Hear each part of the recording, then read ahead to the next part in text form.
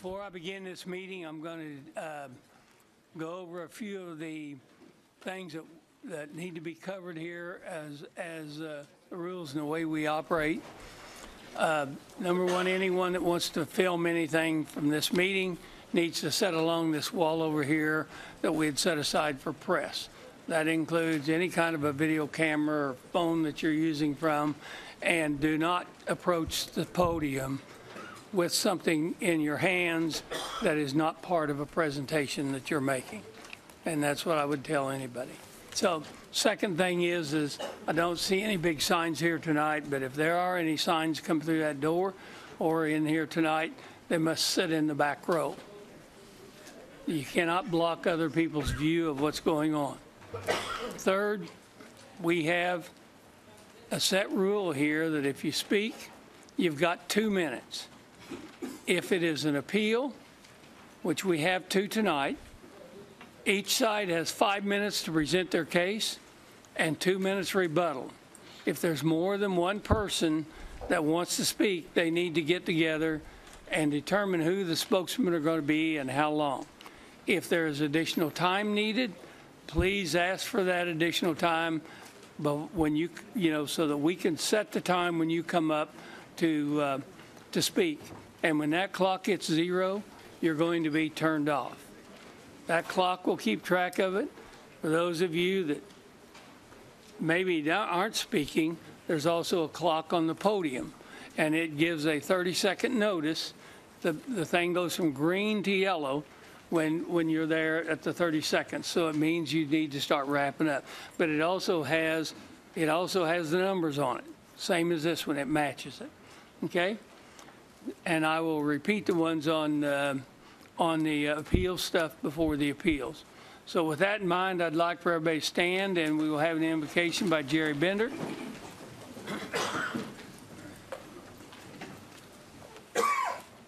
Lord, we once again thank you for the opportunity to come together in a democracy, a republic, a free country where we can all speak, discuss, share our opinions, and ultimately please guide us on the parish council to take it all in and vote accordingly to the best of our ability.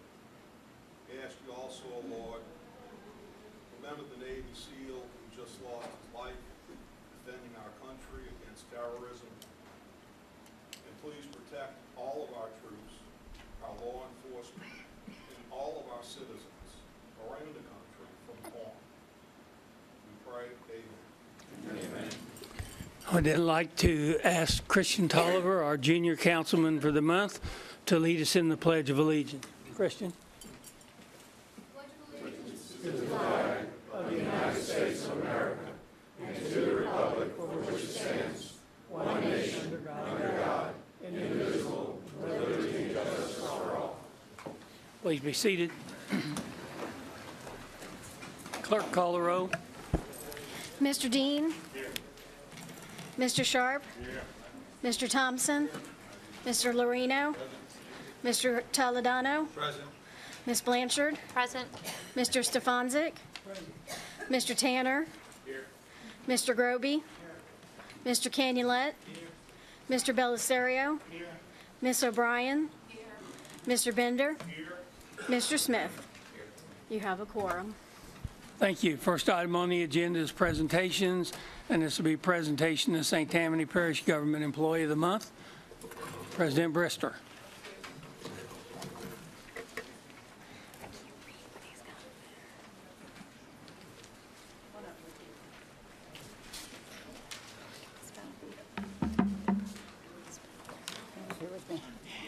Thank you, Mr. Chairman. As you know, we've been doing this every month, and it's really a joy for me to be able to call out our employees for the job that they do every day and do it well.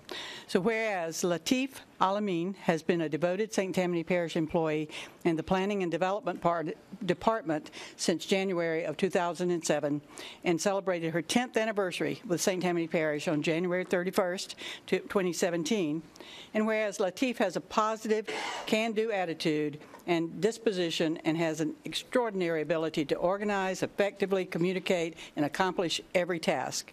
And whereas Latif has an exceptional willingness and desire to help others, whether it be her coworkers or our constituents. She routinely goes above and beyond what's asked of her to assist others in accomplishing their goals. And whereas Latif Alamin is an overall outstanding employee and performs her duties in an exemplary manner.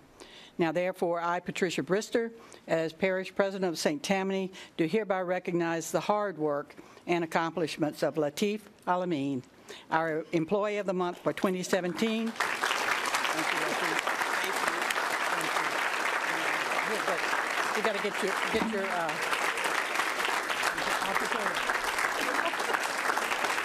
you got to hold it. This is yours.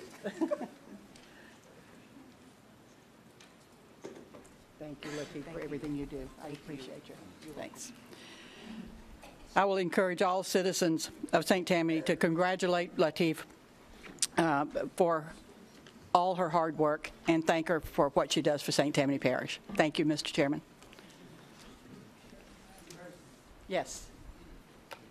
We have a presentation of proclamation. We have a presentation of proclamation to Lawrence Page.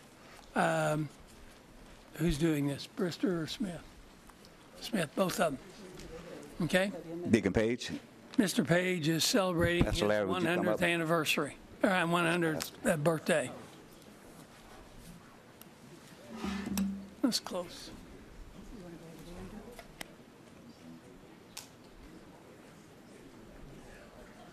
No way, that man is not on here. That man is not. Oh, my.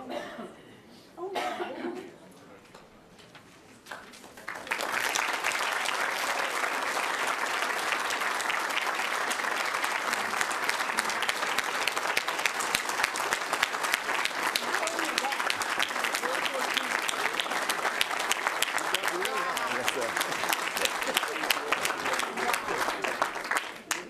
It is with great honor that we stand here this afternoon to make this proclamation to a young fella that I've known all my life as Deacon Page.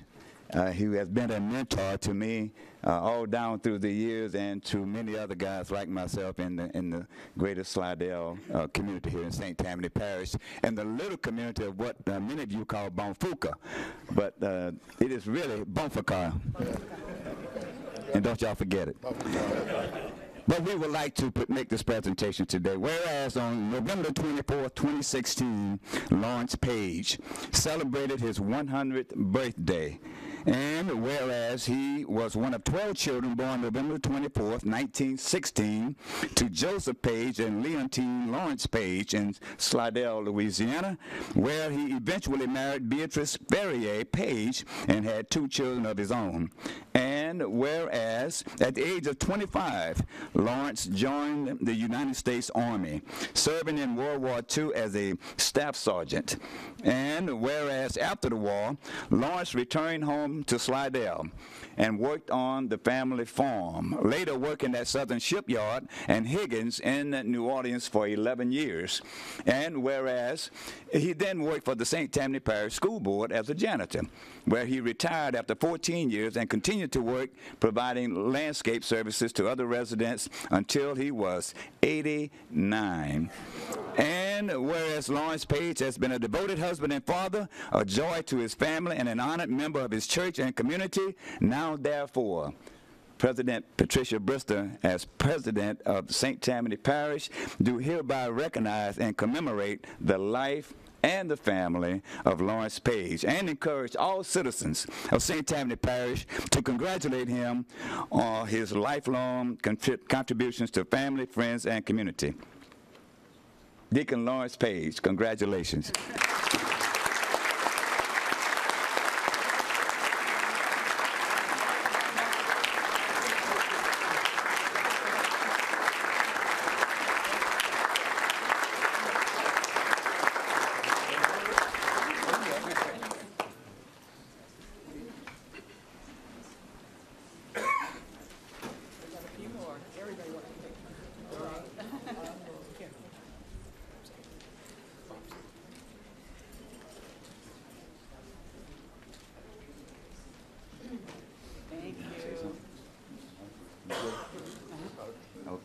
you very much. You want to go on out?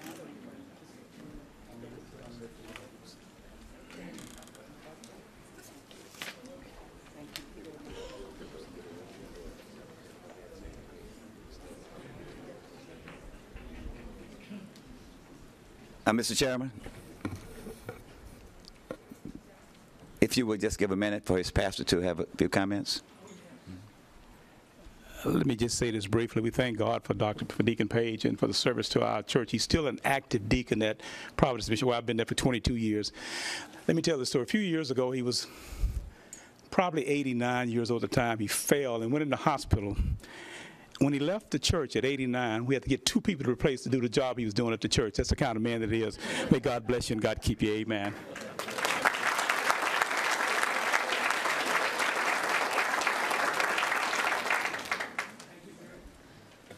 And he's looking forward to the next 100 years, just so you know that. We have a presentation on the annual report by the Veterans and Military Affairs Advisory Council. Pat, do you want to? Okay.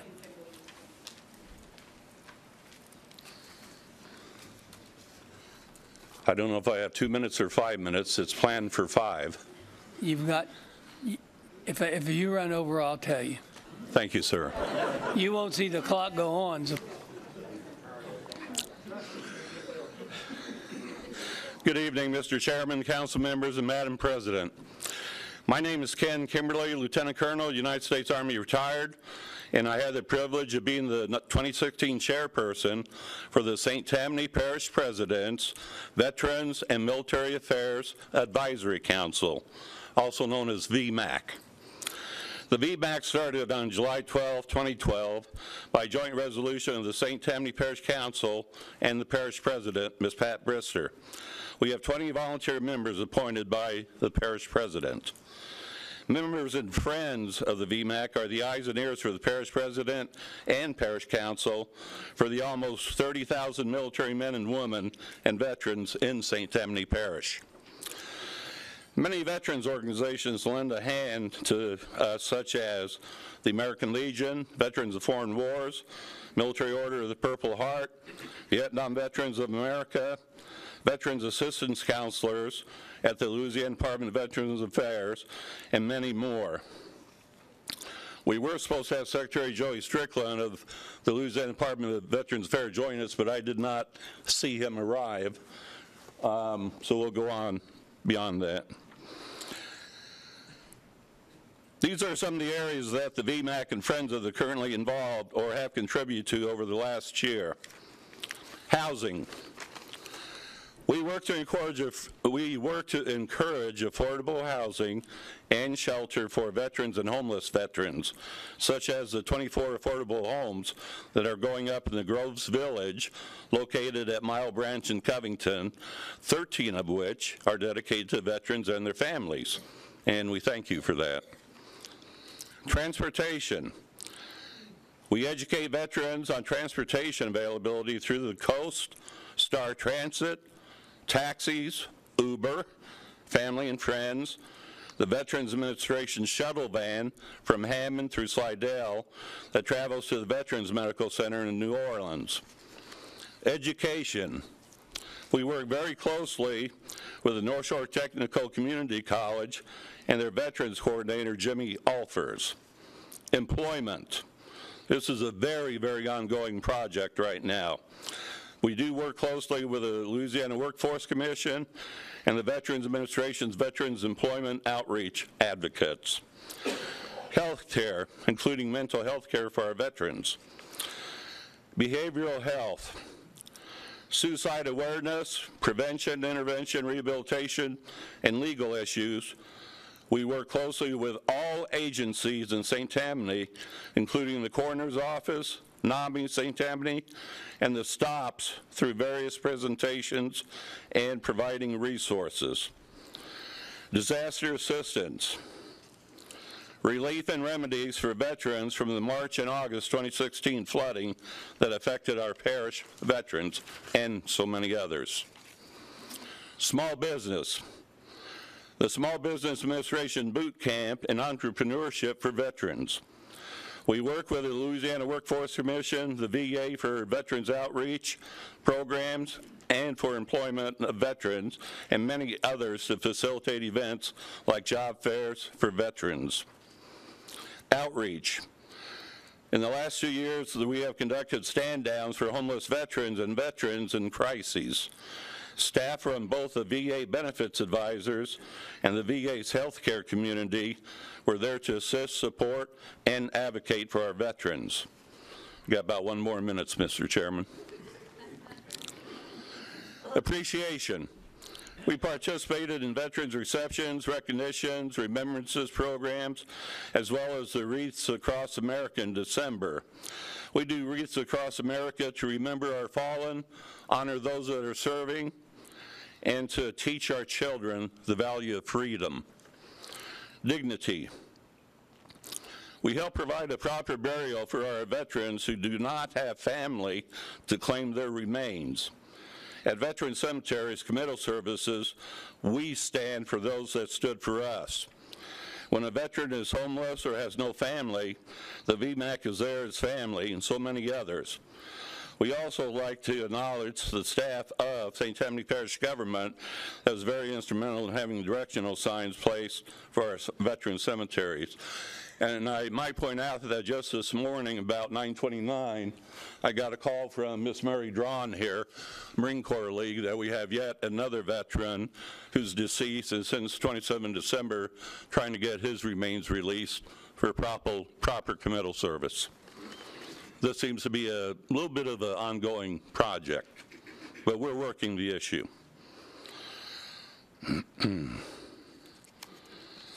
The VMAC is also very supportive of the efforts of the 22nd Judicial Court specialty courts, including the Veterans Court, which give veterans who are suffering and who may have landed on the wrong side of the law the opportunity to rehabilitate themselves and remain out of the judicial system. We understand that Judge Childress will speak tonight about the Veterans Court. I will defer to him for further comments. Additionally, we look forward to the incredible work that Safe Haven St. Tammany Parish will accomplish to assist veterans. Finally, if I may be so bold as to say that the state of the veterans of St. Tammany Parish is very satisfactory to excellent. VMAC is not a solo operation. All VMAC meetings are open to the public, and from my heart, as an Army veteran that served for 29 years, and as a resident of St. Tammany Parish for 27 years, we have a strong, committed, dedicated, caring, and compassionate group of St. Tammany Parish citizens that advocate, assist, and support our veterans daily. And for that, we thank our citizens at all levels. Thank you very much. Thank you. Mr. Chairman. You probably didn't notice that he still got 2 minutes left, so. Would I have a moment just to ask all the veterans in the audience and on our Yes. council to please stand so we can properly thank them for everything they have done for us.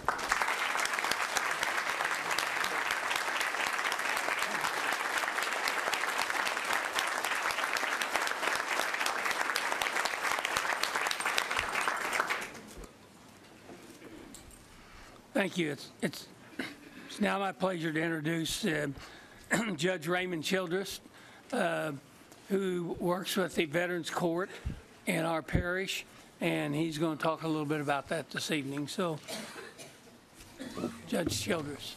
Thank you.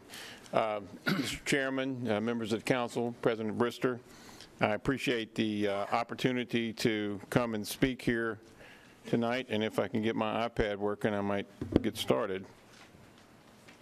Then again, I might not. Is Lateef still here? Lateef was my bailiff for how many years? Too many years to remember, probably. Then y'all stole her away from us. Yeah, well, no, she trained me well. Congratulations, Lateef. I'm sure you have well earned it. And the members of the VMAC, I appreciate y'all being here. I thought y'all were just showing up for me, but I understand that y'all had to make your presentation, so thank you. I wanted to speak briefly to you tonight about the specialty courts in the 22nd Judicial District. My colleague, Judge Garcia and Judge DiMaselli at the time, approximately, has to be close to 20 years ago, started the first specialty court here in the 22nd Judicial District. It was a drug court. And back then that was a new thing, and people didn't know how it was going to work out and such. It turned out to be an incredible success. Our specialty courts have been established. Now we have numerous, which I'll talk about in detail, and then I want to talk about briefly what's taking place with the Veterans Court, because we're really excited about that. But our specialty courts have been established to work with individuals and families in the criminal justice and child welfare system who are challenged by substance abuse, mental illness, and other social welfare concerns. Our aim is to improve individual and family outcomes, reduce recidivism, which averages around 70%, minimize incarceration, and improve public safety. All of our specialty courts adhere to principles that combine the values of nationally accredited education-based treatment and rehabilitation with a focus on accountability, public safety, and cost-effective programming. We are trying to break the revolving door of offenders getting out of jail and then reoffending and going back to jail. Not only is it the right thing to do for the individuals in the criminal justice system and society as a whole, it's much more cost-effective if we can rehabilitate people and get them back as effective citizens who can pay taxes and who can go out and purchase from our merchants and live without creating any more problems. Our specialty courts are funded by grant monies obtained through the state of Louisiana and federal government, as well as some from our Judicial Expense Fund. Some, but not all of these, are administered through the Louisiana Supreme Court. Each of our specialty courts is audited by an outside auditor as required by state law pursuant to the legislative auditor's requirements, as well as by the federal government pursuant to SAMHSA, which is the Substance Abuse and Mental Health Services Administration, and the BJA, which is the Bureau of Justice Administration. Just briefly, to give you an idea of what we are doing through the various specialty courts. Right now, we have two divisions of adult drug court here in St. Tammany. We have 221 people involved in those two sections, and these are hot off the press numbers as far as the recidivism rate for people who have successfully completed drug court is 7.1%, as opposed to almost 70% for people who typically go through the revolving door of the criminal justice system. The Family Preservation Court now has 16 clients. They have about an 80% success rate. They're trying, the purpose of that court is to reunite families under the court's direction, and typically that has to do with folks who are having problems with substance abuse and other issues. Our sobriety court, which deals with felony DWI offenders, now has 71 clients involved, and they have a 7.5% recidivism rate. The behavioral health court now has 34 clients. They have a 10% recidivism rate, which is incredible when you consider for people to get into that, they have to have a mental health issue to begin with, which would make them much more prone to reoffend. Our reentry court now has 108 men and women involved in that. We have 19 more pending. They have a 8% recidivism rate, and our Veterans Court is about to come online, and we hope to have a 0% when it's all said and done. But funding is tenuous with the state budget cuts, and who knows what's going to happen on the federal side of things.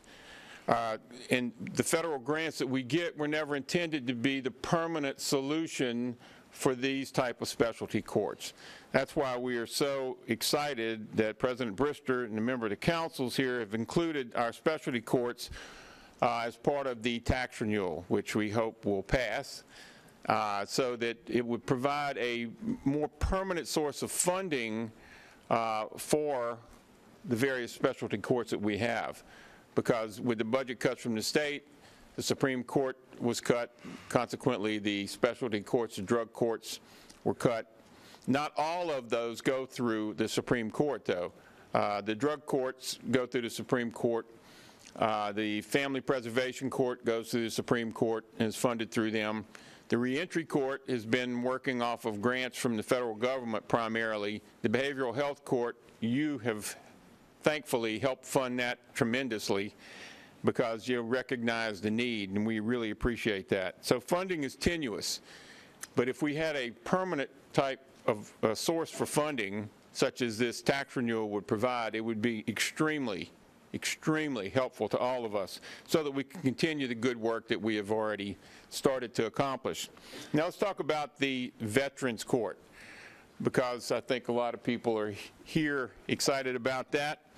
It is modeled after the drug court and the behavioral health court. We had a 3-day training from the members from the BJA who came back in August and was trying to work with us. I did drug court for 7 years in Washington Parish. I started the one up in Washington Parish. And you're dealing with typically substance abuse issues. Sometimes as you get into it, you'll find that they are co-occurring disorders and this person is trying to self-medicate, but it's typically substance abuse. Judge Garcia deals with the behavioral health court people who have mental health issues.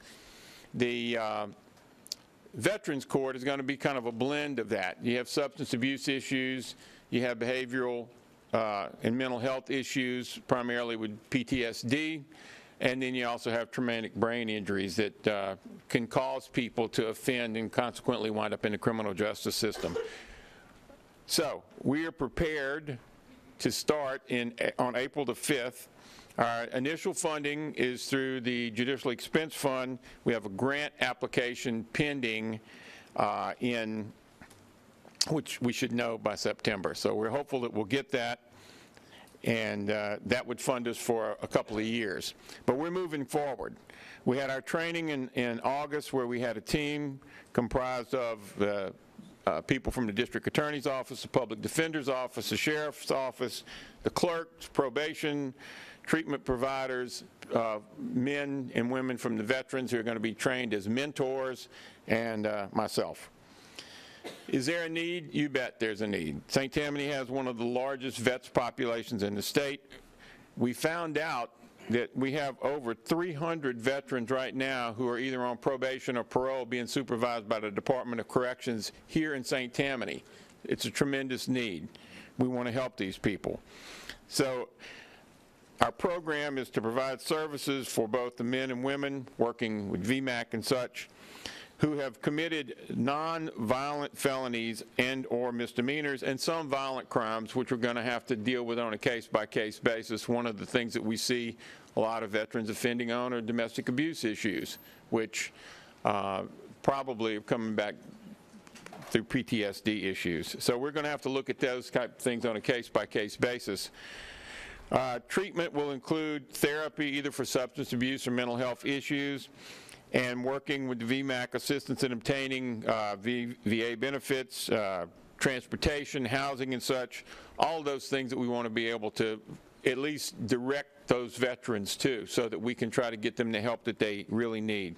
We will have mentors who are trained to be mentors. We'll be working with our clients in the Veterans Court to try to acclimate them back into the community in a more positive way. Also, we will have some attorneys trying to help those who don't have honorable discharges upgrade their discharge so that they'll be available to have more benefits for them. That's just a few of the things that we are trying to accomplish. We appreciate your interest in all these things, your concern for this, and certainly your willingness to include us in this renewal for the courthouse tax. And we would look forward to continuing to work with you in that regard. I'll be glad to answer any questions you might have. Up, time's up. Well, Anyone have a question? TJ? Yes, Your Honor. Thank you for that very detailed explanation and presentation on why we need to support specialty courts here in St. Tammany Parish, and it just increases our awareness as to the need that those courts supplement for the quality of life that we have in St. Tammany Parish. But I can't let you leave without asking you one question on behalf of the constituents out there who may want to know something a little bit different than what you've presented. Of the funding that we receive for the specialty courts, you mentioned there are grants, of course, and there's the tax, but you also mentioned the judicial expense fund. Can you tell me, if by chance, what percentage of the total funding that the judicial expense fund takes care of in that total package of funding? I do not have that number. I can be glad to get it for you, but I don't know. I wasn't getting that deep into all of this. This is kind of an overview of what we do and how we're funded. But I'll be glad to get that information for you. Thank you. And I think it's something that would probably help the people, the voters, to be able to make an intelligent decision on this particular referendum when it comes up. Okay. Thank you again. Any other questions? Judge, thank you for coming tonight. Thank you. I really appreciate it.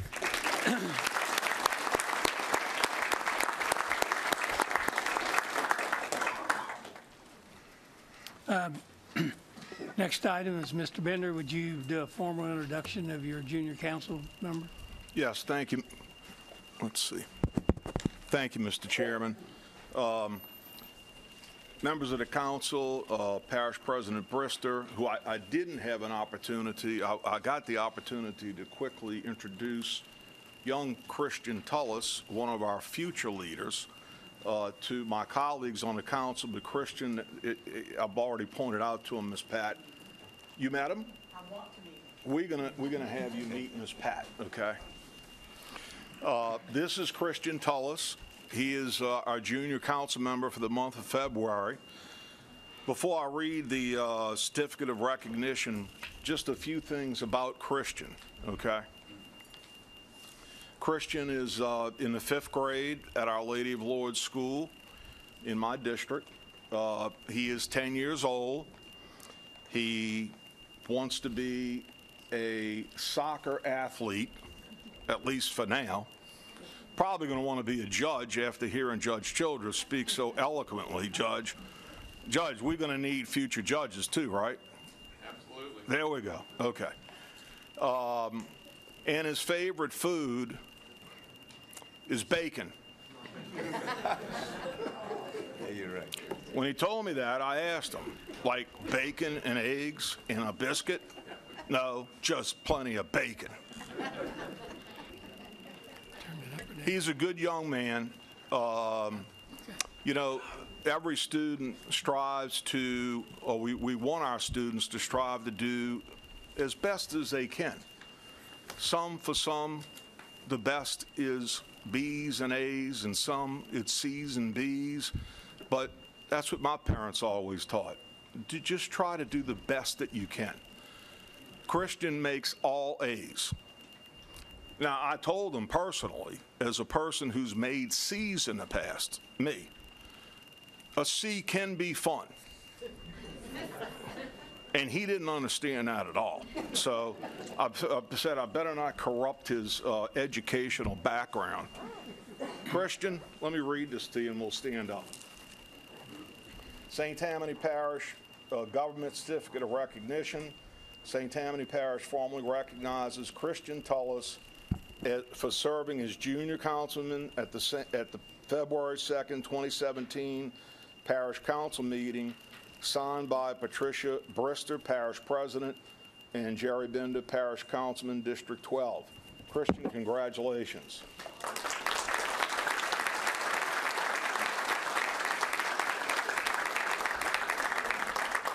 Would you like to say anything, Christian? You don't have to. Thank y'all. Thank y'all.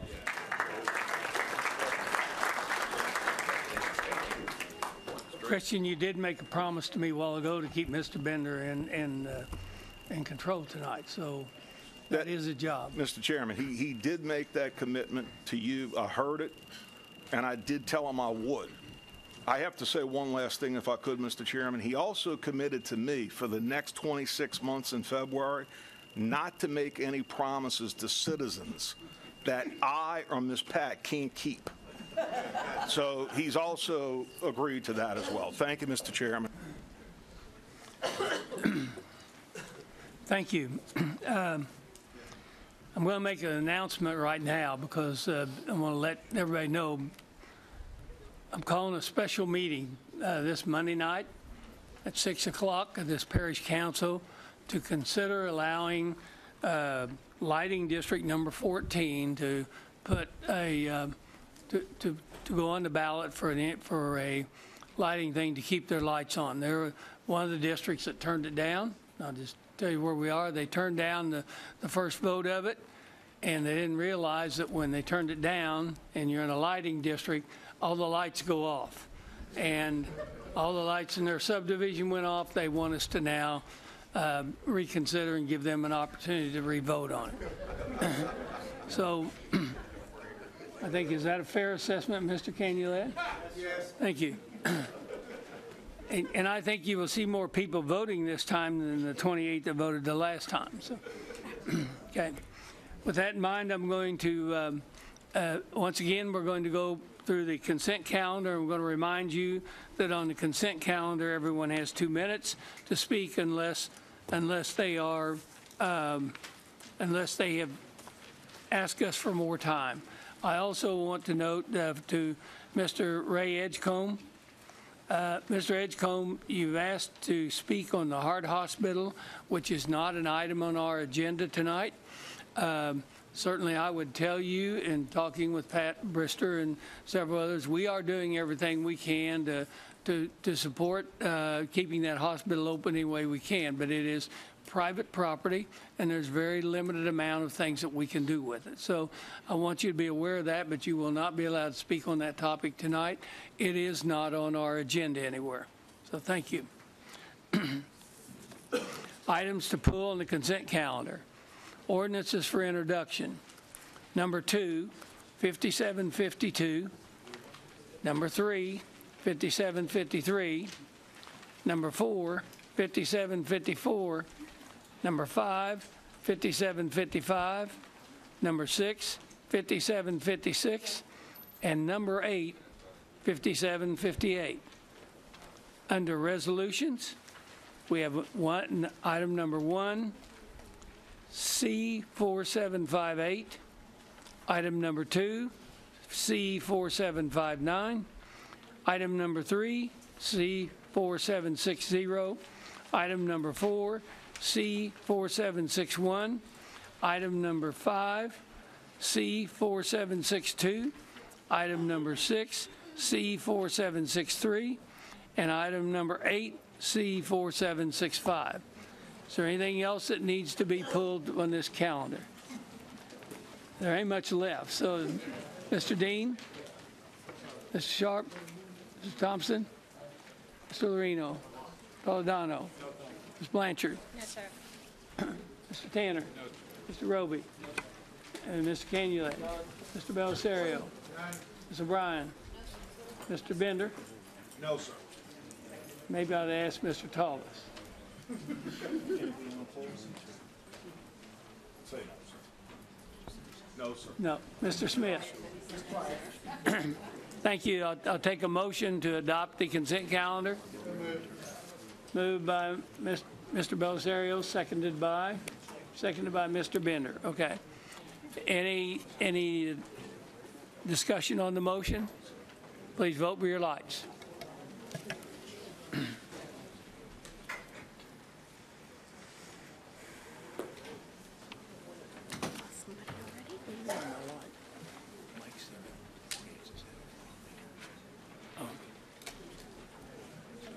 Mr. Thompson?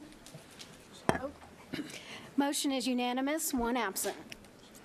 Okay, we'll go on to consent calendar, item number 2, ordinance calendar number 5752 to adopt the most current edition of the National Fire Protection Life Safety Code and the National Fire Protection Association Fire Code. I know, Mr. Belisario, this is under your name. I do have a modified ordinance to substitute tonight. So if someone will make that substitution and reintroduce. Yes, sir. I make a motion for the substitute amendment would have brought in changes from the various meetings to get the document we feel is a working document for all the fire districts who want to be involved in this process. Okay. Seconded by Ms. Blanchard. Any discussion on the substitution motion? And that was to introduce, by the way, right? Thank you. That's all we will need then is a motion and a second. I'm sorry. We will have to vote on substitution and then introduce. So motion to, we have the motion on the floor to substitute. Please vote with your lights.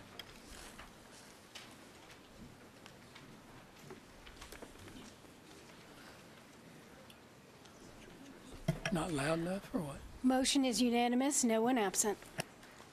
And now I need the motion to introduce and the second. Motion by Mr. Reno, seconded by Mr. Toledano. Item number 3, ordinance calendar number 5753, to amend the parish code to add new sections providing for the operation of motorized vehicles within Gust Island Estates, Ward 1, District 4. I do believe our attorney has. That's correct. The correct name on that, instead of Gust Island, it is Port Louis subdivision. So we prepared the appropriate amendment to that. You wish, you move to substitute or amend, seconded by Mr. Thompson. Any discussion on that motion? Please vote with your lights.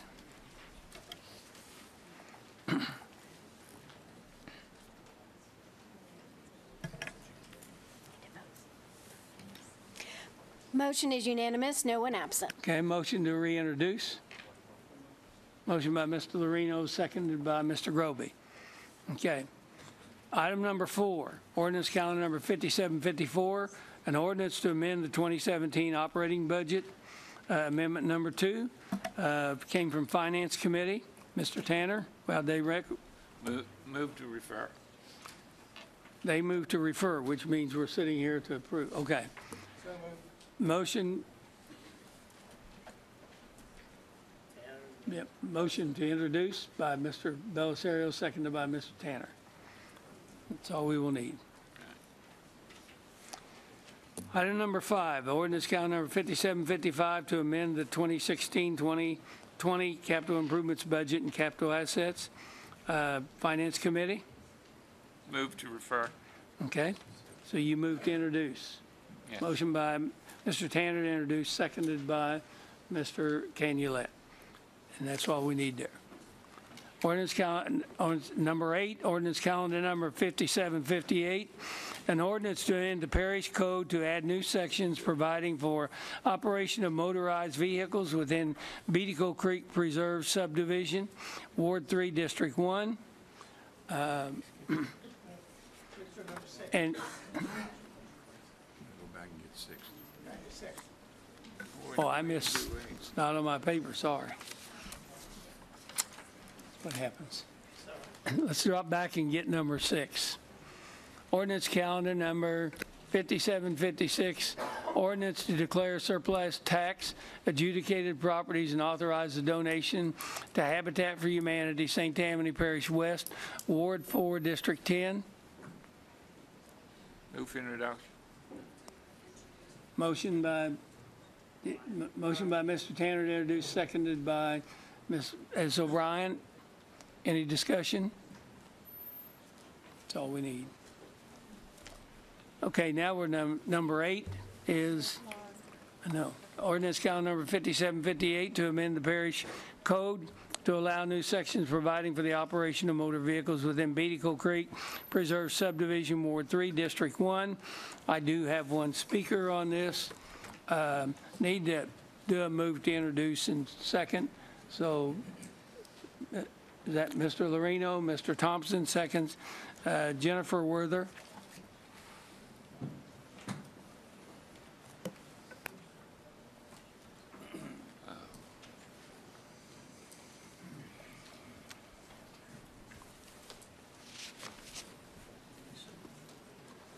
All right, thank you.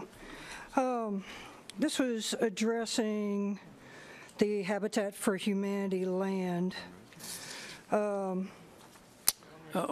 I missed. Card on the wrong one. When I bought my property 10 years ago, is very highly, very, I'm going to start the clock and remind you, you got 2 Okay. minutes. Thank you.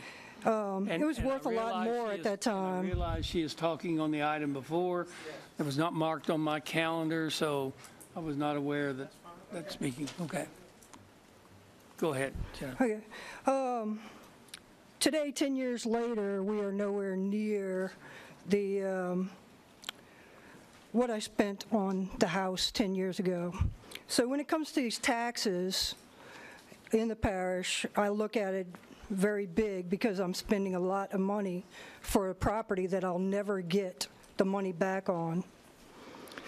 So I will constantly address the use of taxes by a huge parish government and the consistent vote of yes by our council members every month. We had taxes to pay for scanning us when we come in, yet the parish government and the council do not get scanned when they come in. We have taxes to pay for a councilman that berates a citizen that stood up here and talked without being called on by the council and never apologized to that man. We have a council that thinks it's okay to lobby the President of the United States in our name. And though I like Habitat for Humanity, okay, and I've worked on the houses myself as a volunteer, what kind of nonprofits can get free property from taxpayers by way of the parish government authorized by this council? Does anybody have any idea which nonprofits are allowed to have free property before you vote yes? I'll stop your clock there a minute. I'm going to tell you that any nonprofit, any 501c3 organization could work a competitive agreement with the St. Tammany Parish, and we would do a cooperative endeavor with them, and that's how they could get it. So this council would have to vote on it. Okay. All right, thank you.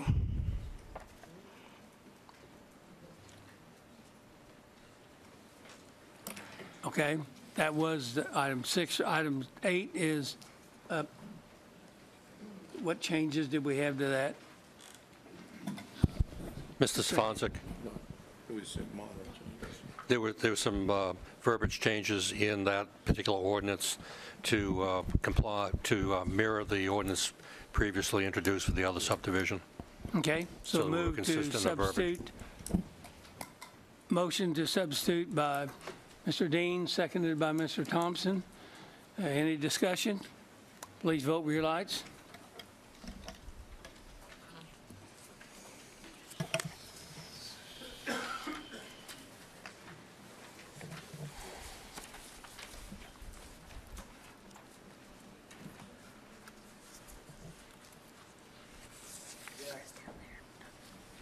Motion is unanimous, no one absent. Okay. The motion introduced by Mr. Dean, seconded by Mr. Thompson. Now to resolutions. Resolution number CS 4758, approving the holding of election to Recreation District number 14 to authorize the renewal of a special tax. Mr. Sluter, I believe, is here, or somebody from Foley Judell.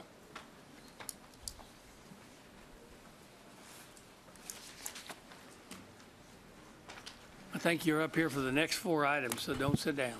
Grant Schluter with Foley Udell, Bond Counsel. This is from Rec District number 14. It's in April 29th election, and they would like to place 2 propositions on the ballot. One is a millage renewal for 4.93 mills. That is the rate they are currently levying. It's a renewal for 10 years for the identical purpose approved by the voters previously. The second proposition is for a bond, for a general obligation bond, $7.8 million. This is to continue their building program, and there is no projected increase in the millage rate currently being levied for all of their outstanding general obligation bonds. They have been levying 4.47 mils, and it's projected that these additional bonds could be paid within that current levy. There's a representative from the district if you have any questions. Thank you. Any questions of Mr. Sluter, representative of the district?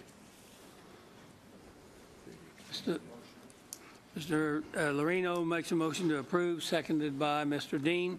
Any discussion? Seeing none, please vote.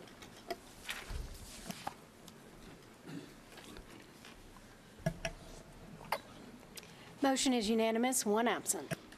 Item number 2, Resolution CS 4759, approving the holding of election in Recreation District Number 7 to authorize the levy of special tax therein. It says Tanner, but I believe this is primarily in, oh no, that's yours. This is ours, and thank you. We need a motion to approve.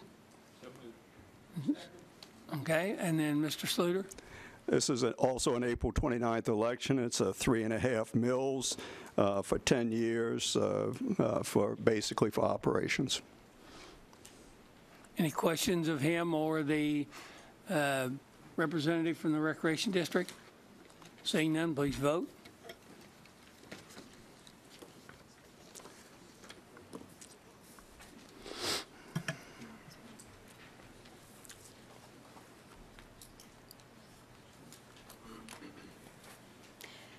Mr. Sharp? Motion is unanimous, no one absent. Item number 3, Resolution CS 4760, resolution approving the holding of election in Fire District Number 3 to authorize the renewal of special tax. I'm going to ask the motion to be put on the floor first. Motion by Mr. Canulet, seconded by Mr. Roby. Now, Mr. Sluter. This is Fire District Number 3 from Lacombe. There are 2 separate propositions. Each one will be voted on separately by the voters. The first is a standard millage renewal of one of their property taxes. It's at a 9.94 mills rate. That is the rolled back rate that they are currently levying for an additional 10 years and for the same purpose as the voters previously have authorized. The second proposition is for a parcel fee of $70 per parcel. It's for a period of 10 years, and it's for the purpose of acquiring, constructing, maintaining, and operating fire protection facilities and equipment, including obtaining water for fire protection purposes and paying personnel costs and all purposes incidental thereto.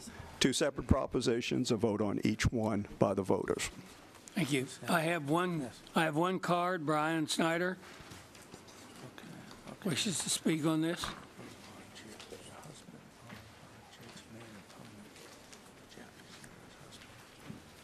Thank you, Mr. Chairman, members of the council, Madam President. Concerning this Fire District 3, you have 2 minutes, just so you millage and $70 parcel fee. Myself and many people I've talked to in Lacombe have a lot of questions about this, and I don't think they have any problems with the millage because our fire district does a great job. But we don't know, we have no idea, and there's been no explanation about the use of the $70. And more importantly than that, we'd like to see that somehow become revenue neutral, which I know can be done, but there's been no effort to explain it in that way or to say to the people of Lacombe that it can be revenue neutral. Another thing is it's a parcel fee. So people don't know, does that include a vacant lot they own somewhere in the middle of nowhere?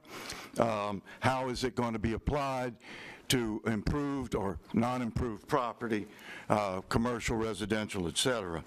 So the people in Lacombe have a lot of questions they don't know, and personally, I would like to see the parcel fee not on the ballot until such time as it's explained to the people of Lacombe. We do enjoy great service from Fire District 3, but we're not real sure how they handle their finances, and the $70 parcel fee has not been explained to the satisfaction of the citizens. Thank you. Thank you, Mr. Snyder. A parcel, Mr. Sluter, a parcel fee would be on all It is, all tax, there's all a piece of property that are on the tax. there is a definition in the statute pursuant to which fire protection districts can impose a parcel fee, and there is a definition that I'll read to you, and it's used by any fire district that seeks voter approval for a parcel fee. It's on each lot, subdivided portion of ground, or individual tract upon which is located, either in whole or in part, a residential or commercial structure, regardless of the structures being occupied or unoccupied. So it must have a structure on it, whether it's occupied or not. And there are also representatives from the district here if there are any questions that they need to answer. Okay, does anyone else have any other questions of Mr. Lorino? I'd like to, if the chief is available, well. I can't hear what he said. Yes, sir. You can ask me a question, and I'll ask him. That's the way this works. Oh, well, that's what I said. I said, Mr. Okay. Chairman, I'd like to see if he's available. Okay, I was looking right at you. go ahead. Chief, good evening. First of all, I'd like to say thank you very much for the job you and your men do, and all the other districts in St. Tammany Parish. I have just a couple of questions. This tax, if passed by Lacombe, will be used to pay insurance, salaries, expenses of the district. Is that correct? Yeah, the parcel fee can be used for a variety of expenses, but the main areas that we're focusing on that are most critical to our department, first and foremost, is our fleet. We have a large fleet, and it is the size it is because of PIL requirements. Our fleet is very old, and it is in great need of being changed out over the next years to come. So that is a priority.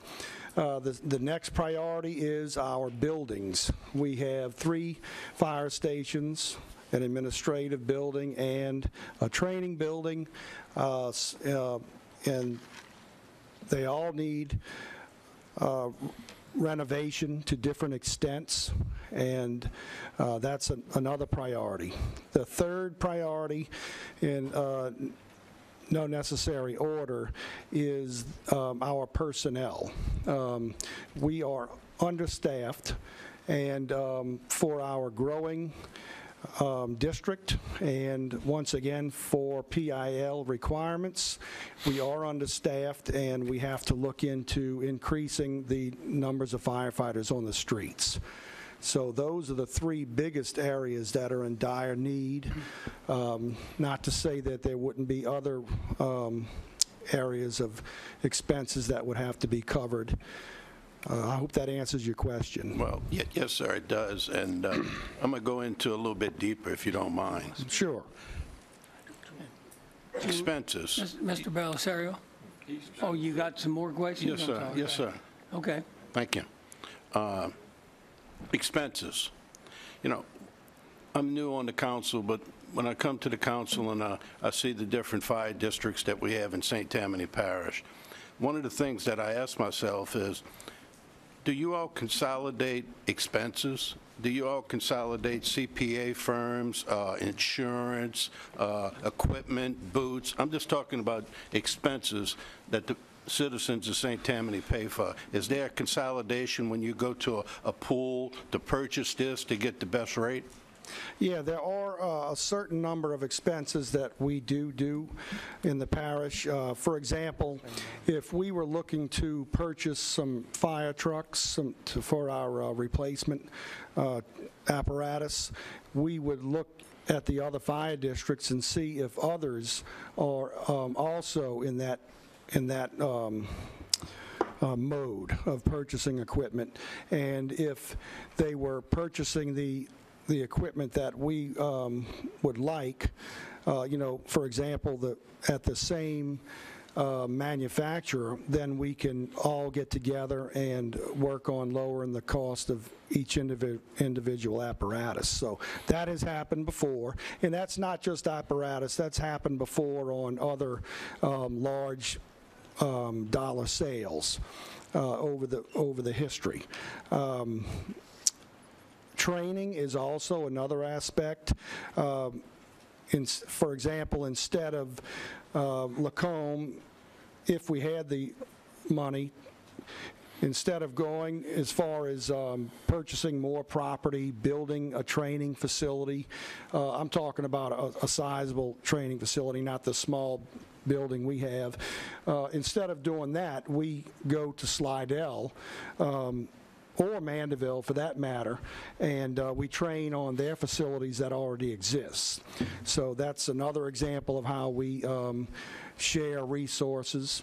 Are there other resources that we could share? I would say that's a possibility.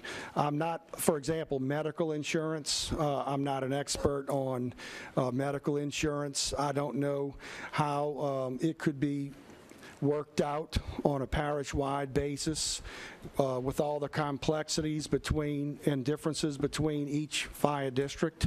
I'm not sure what it would end up looking like if all 13 fire districts were to be on one medical plan or with one company offering a variety of plans. So I can't answer those. Okay, and no, I understand. I'm coming out of complete blue for you. Sure. I really appreciate it. I just have one more question. Okay. I would assume that the same could apply to CPA firms, things like that. Does each fire district, do you share a CPA firm with another district? Are they all under one? We are not sharing one. We go out and we try to find an audit firm that has the best price, and we hire them, we engage with them for the services. So, but we're not using the same firm throughout the parish. Once again, Chief, I want to thank you for, and your men and women that do a fantastic job. Thank you. Mr. Chairman, I don't know how we do this, but I would like to, whatever way possible, set up a committee, if possible, to look at the consolidation on some of these expenses, just to know that we're getting everything that we can get. And we don't have to, I just wanted to bring that out. I'm not asking for that motion right now, but I just want to throw that out there on the table at the present time. Thank you, Mr. Reno. I'll answer that for you. Yes, sir. And tell you, if we want to do that, we need to probably get, and I see Mr. Kaufman is in the back of the room. Chief Kaufman is there, and I'm not going to bring him up to the microphone now, but he is the chief of chiefs in the parish. That's who we would work with, and I would tell you, we've talked about this before. The difficulty in getting fire districts to combine is tremendous. So we couldn't figure out how to get two of them hardly to combine, much less 14. So thank you. May I make a comment before I go? Short. Just to entertain the gentleman that spoke a few minutes ago. Fire District 3 and the Board of Commissioners does plan on getting a town hall meeting, if not two, before the April 29th election at the Davis Gym, which is the most appropriate facility for a large number of people. And so we can explain in detail and be very transparent on the need for this parcel fee, which is additional monies for operations. So when we do set those dates, we'll advertise, and we will be very transparent with the public So I just wanted the gentleman to know that, and you all to know that we have every intention to do that. Thank you. Okay? Mr. Belisario, you had... I have three questions, and I don't think you'll like any of them. The first one is, you addressed the fact of having public meetings on this with a $70 parcel fee after we vote. I would have thought you would have had one or more public meetings prior to the introduction of this tonight. Yes, well, the reason this is going very fast, when we got together as with the board and with Mr. Schluter to discuss the necessity for additional revenues, Mr. Schluter forwarded us a schedule that is backed by the law. It's the lawful schedule to do all the different steps to go forward with this process, and it's all happened very fast, and we in order to make the April 29th election, we had to really press forward. So yes, could it be in a better order? Like you're saying, meeting first, then come here? Yes, it could be, but once again, we've been on a very strict schedule, and we're trying to, because of the necessity for these funds, we want to go for the April 29th election as opposed to the fall election, which would postpone this potential revenue that much longer. So, okay. Well, I hear what you're saying. Yes, sir. I don't know why your board and yourself didn't think this through and have the public meetings first. That's just my opinion. The second one was, what is the dollar value of 1 mil for your fire district? I can give you a range because it's around $43,000 to $46,000 would be the equivalency of 1 mil for District 3. Okay. And how much is the parcel fee going to bring in? Relative, because what I'm looking at is, why are you going with a parcel fee when you just look at raising your millage? Is the possibility that you're going to have a millage rate that's so high your board felt it wouldn't pass? No, the reason we went for a parcel fee is because the difference between the millage, if we went for an increase in the mills, the same tax-paying group would take on that additional burden. By going the route of the parcel fee, you get all of the parcels that have a structure on them, which is 3,402 of them in Lacombe. All of those structures would be required to pay that tax, that approximate $6 a month or $70 a year tax. How many vacant lots do you have that's going to generate you so much extra income? The ones with the parcels? Yes. How many with structures is 3,400. No. Okay, 30. How many are vacant? Oh, lots? Well, there's a total of 5,000 parcels. Okay. Okay. So there's 3,400 of them have a structure of some sort on them.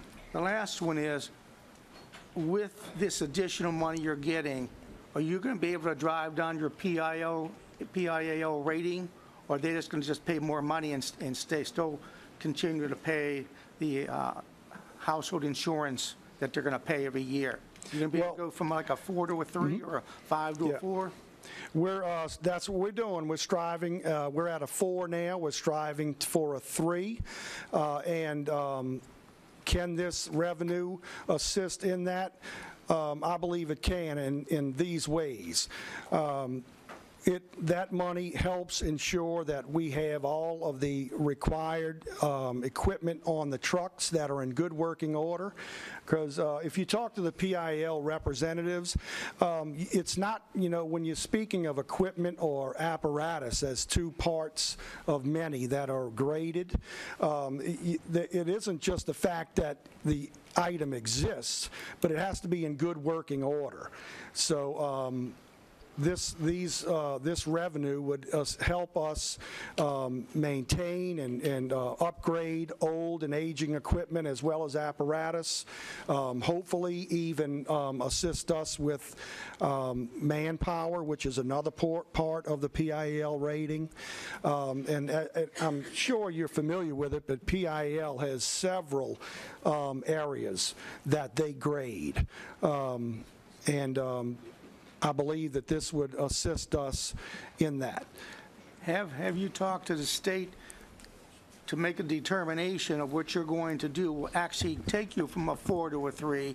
Because I know Chris Kaufman with Fire District 1 does that. He works with they look at how they spend their money and then looking at the rating. Did you already do that by going to the state and talk about it?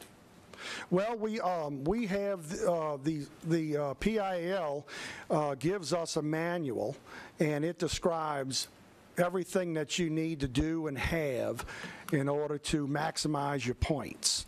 But did you call and talk to them or meet with them on this? I call our particular gentleman that comes out and rates us or surveys us is the actual regional manager, Blaine Rabbe, and I talk to him throughout the year asking questions, and I also periodically go back to the manual and review it to make sure that we are doing everything we can to maximize those points.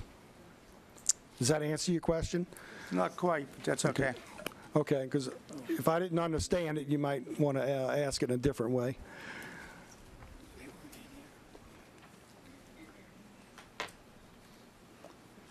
Okay. Mr. Groby, you were next, and then Mr. Tanner, and then Mr. Smith. If Mr. Smith, you turn your lights off. All right. Chair, Mr. Tanner had his light on first. I can defer to him first. Okay. Mr. Tanner? Thank you, Mr. Chairman. And I don't want the chief to answer these. I just want to, well, I may want him to answer some of them, too.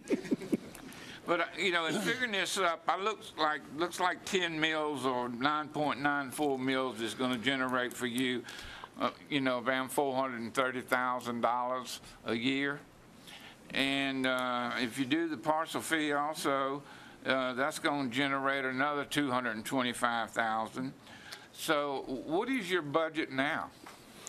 Well, first of all, those mills, that's a renewal and of what we've been working with. Are you talking about what is our ad valorem right now?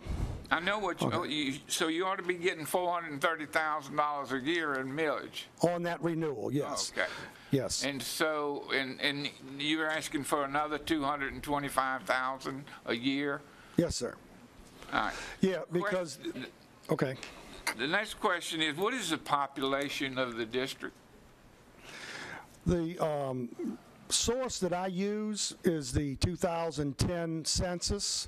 It says that Lacombe is 8,600 people, and that, of course, that's the 2010 census. I'm waiting for an update on that since it's going on 7 years. The other thing is the parcel fee going to be homestead exempt? That's a good question for Mr. Schluter. I know the answer. Okay. I just wondered if you knew the answer. I don't know the answer to that one. I'll step aside. Mr. Schluter? You are correct, Mr. Tanner. It is not homestead exempt because it is not an ad valorem property tax. So homestead exemption is not applicable. This is a uniform collection of a parcel fee on each parcel that meets the statutory definition. You must have a structure, residential or commercial, on any part of a particular parcel, whether occupied or unoccupied.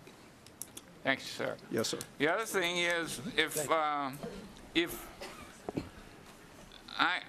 knowing Lacombe like I know, there's a lot of homestead exempt homes in that particular area. Yes, sir.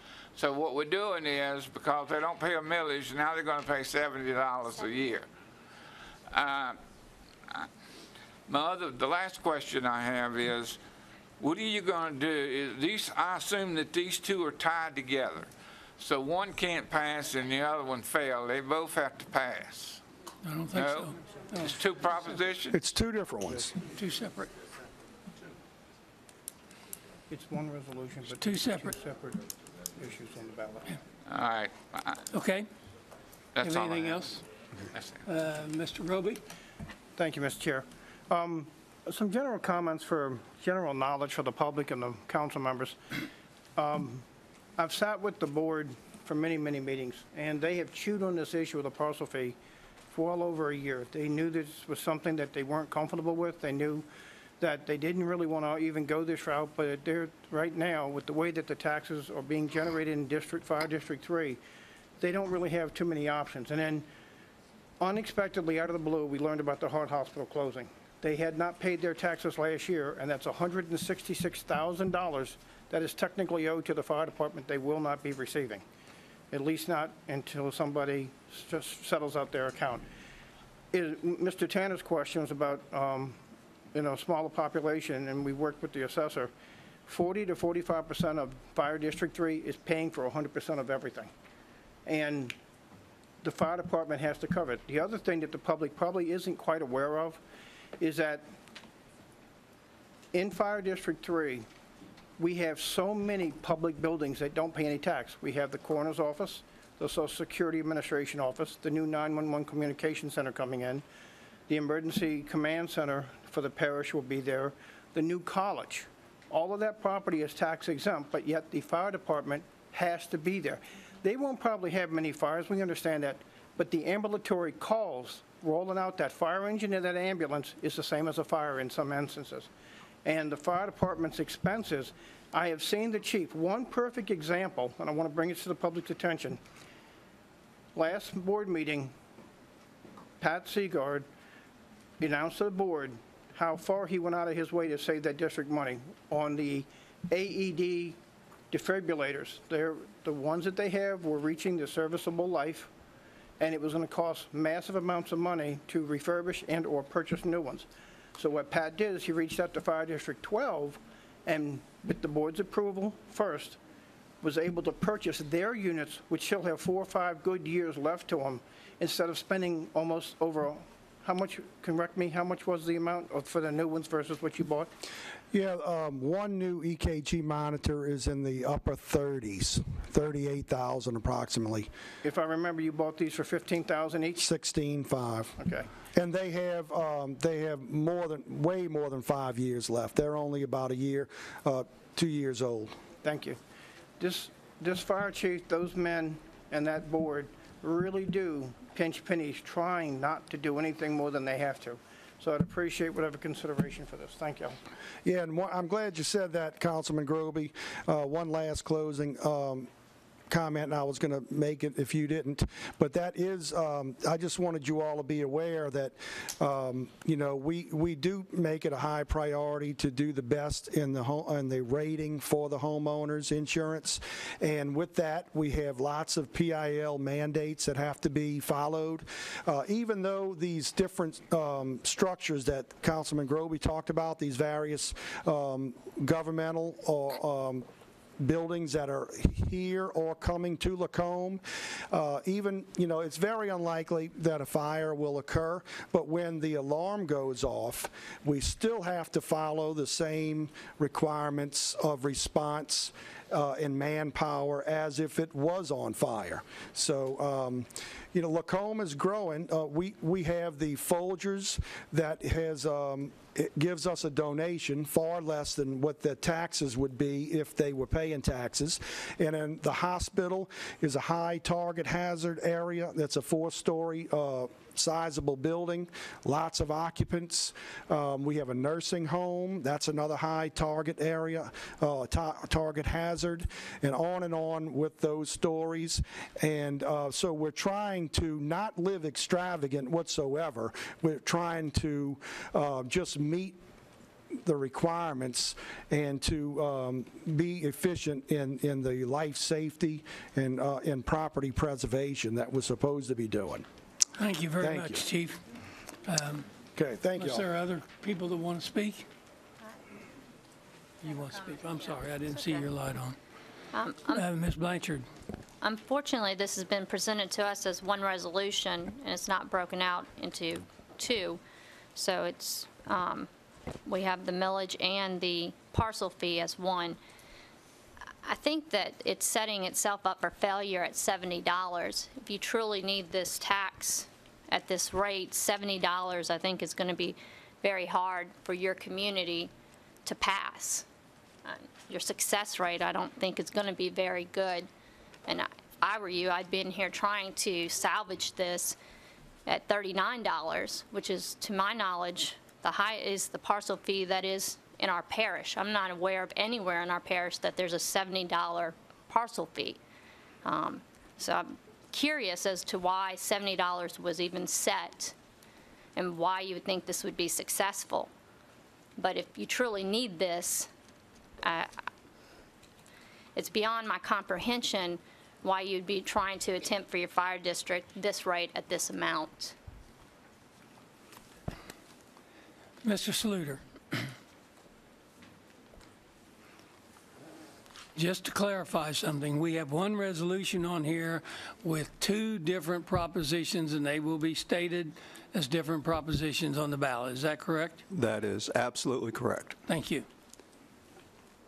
Okay, And if so I they might, can vote one in and then vote the other one down, whichever way they want to do it. and if I might, on the Vote both of them in or down. right, the district has called the election subject to your approval and State Bond Commission approval for the two propositions to be placed on the ballot, and each one, if it's on the ballot, will be a separate vote. Now, second piece to that is, I've been asked by several people in the Lacombe area, if we approve this tonight, does it automatically go on the ballot? I told them, no, you got to go to the bond commission for the other things, but they said, well, we could pull it off the ballot later, and I don't know whether they could or not. I think that once the ballots are printed, you're not going to pull anything off there. Yeah. So explain that piece, please. I get this question periodically from political subdivisions who have called an election, and then after they call the election, they determine to cancel the election. Generally, the Secretary of State's office has indicated that if that does occur, that it should occur before the printing of the absentee ballots. Okay. And for that to happen, if we approve this, would we have to come back and have a meeting where we pull that back off? And it would be the fire district canceling the election if they chose to do so. Thank you. Okay. I think we've got all our questions answered unless somebody else has something. Mr. Bender. Thank you, Mr. Chairman. A question to Mr. Schluter and maybe the chief as well. First, let me just say, I'm a supporter, always have been, of our law enforcement and our firefighters, okay? And I'm sure everyone up here feels that same way, all right? But we also have an obligation here. And I have to say, while I'm a big supporter, Chief, of your fire department, as every fire department in our parish, okay? Big supporter. I have to say to my colleagues on the council and to Mr. Schluter and to the chief, this has been brought to us, in my opinion, improperly. You don't come to the council with two items to vote on in one resolution. You're putting us in a position of, if we want to vote yes for the special tax renewal to go on a ballot, we have to vote yes on the parcel fee going on a ballot as well. This is a yes vote that can't be a yes and a no vote, or a no and a yes vote, okay? You're not allowing us to do our job, our piece of this job, okay, separately. It should be a resolution, and I think my colleagues would agree. I think our attorney would agree, okay? Why not let's put 3 different tax possibilities on here and then we get to vote yes or no on all three. We should be seeing a resolution on the renewal of a special tax and another resolution on the levy of a parcel fee. And the reason I say that is and the chief or Mr. Schluter just said it, when it goes to the citizens on the ballot, they're going to be separated, right? Yes. They're going to have the opportunity to vote yes, yes, no, no, yes, no, no, yes. We're not given that opportunity tonight. We're having to vote yes or no on both of them. And I just got to tell you, I'm like this because I'm a supporter of our firefighters. I'm a supporter of what you're trying to do. But you're not giving me the opportunity to properly assess both individually like your citizens will, okay? So it's not a criticism. It's a learning experience, if you might say. Thank you. Mr. Schluter, I'm going to ask you to answer that. I'm going to ask you to answer this question. And I know you drafted the resolution. So could we split that resolution into two and vote on them separately tonight? Or, I mean, I have a special meeting called for Monday night if we would need to do something then. Already, we would just have to change the call of that meeting to include this fire district as well as the lighting district we're going to be voting on. So give us a little guidance there. Well, just a couple of observations, and this is certainly something going forward, and I'll get back to your immediate question, but going forward, if this council would like to have separate resolutions for each individual proposition, that certainly could be done. That is not how it's been done before. You have another one on the agenda tonight that you just approved that had two.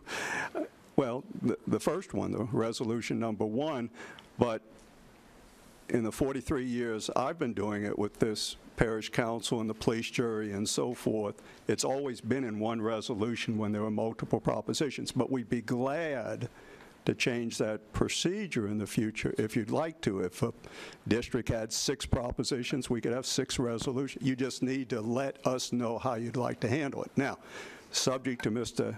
Hand concurring, I think you could consider each one if you chose to do so. If you disapprove of one, then I think it would be up to the district whether they cancel the election call on that other item or cancel it for both of them. I don't know what they would do. I'd let the chief address any questions on that. Terry? Grant, will this affect adversely at the bond commission level? That would be my concern. If we took the one resolution and bifurcated it into 2 parts, and one part passes and the other part fails, your presentation at the bond commission. I don't think it would, but this is the first time that we've run into this situation where a parish governing authority has considered not permitting one of multiple propositions to be placed on the ballot. I don't think it should affect the bond commission. I think the district would have to meet again and determine if they're going to rescind one of those propositions. Off the top of my head, I don't think it'll invalidate the election call for the other proposition that stays on the ballot. But again, this is coming up tonight, and off the top of my head, I don't think that would prevent them from going forward with the remaining one. But the State Bond Commission would not take it off the agenda without a resolution from the district, I suspect. Grant, the other option, as Mr. Stefancic said, would be to put it on the agenda for next Tuesday. And split Monday night. And split it into 2 resolutions. Could certainly do that. You're not adversely affected by not taking action tonight. You could still do it Monday. I don't think that's going to affect the State Bond Commission at all. You will have taken action before they meet at the election subcommittee to approve election calls. Okay. Mr. Toledano. Well, I believe Grant has answered my question about bifurcation. If we do it that way, we could theoretically amend this resolution to address only one and then address the next one on Monday. Is that correct, Grant? Well, what you might want to do, and I think what I'm hearing Terry say is just don't take action tonight, defer this, or however you handle it to the Monday night meeting. Between now and then, we'll furnish you 2 separate resolutions approving each individual proposition. Go down. Thank you. Gene, you had yours on? Yes, I'm satisfied with that because I was going to vote no, because when you looked at the number of lots we were talking about, as Richard quite pointedly brought out, with 34 homes, a lot of people with homestead exemptions, so they're not paying, and you got the vacant lots. I think the possibility of the $70 to pass is maybe at about a 2% level. You don't want the ad valorem tax to go down. So, Mr. Pelissari, now, we are clear that it would not be imposed on vacant. Yeah, we understand that. Okay. Okay.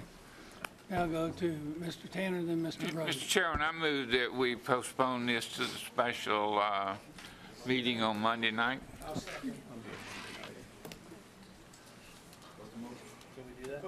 I was going to, Mr. Chair, if I may.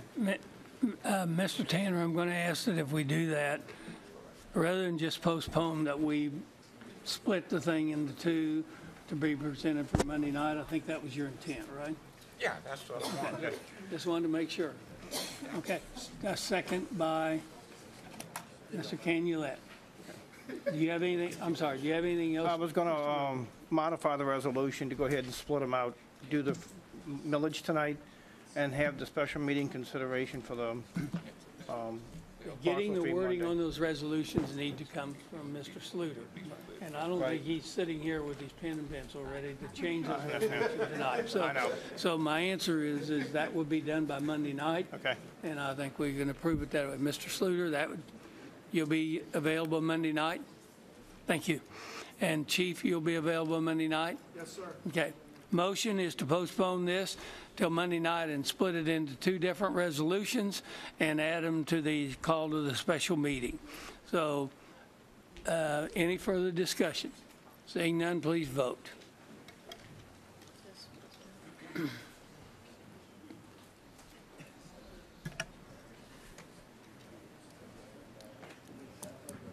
Motion is unanimous, no one absent.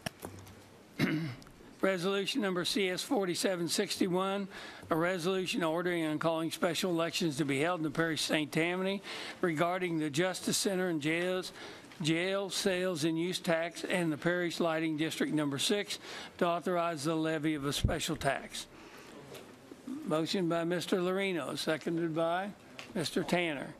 Any discussion on this one? There are 3 in this one, by the way.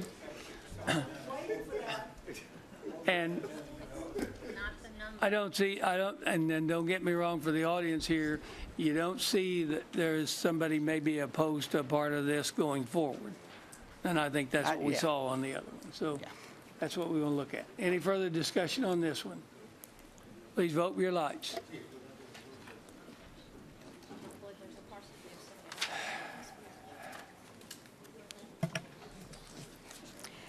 Motion is unanimous, no one absent. Okay, resolution number 4762 to amend ordinance CSN 173669, the 2017 grant budget. Finance Committee recommended approval. Motion by Mr. Tanner, seconded by Mr. Lorino. Any discussion? Please vote. Have we cleared that? We haven't cleared. Okay, now vote.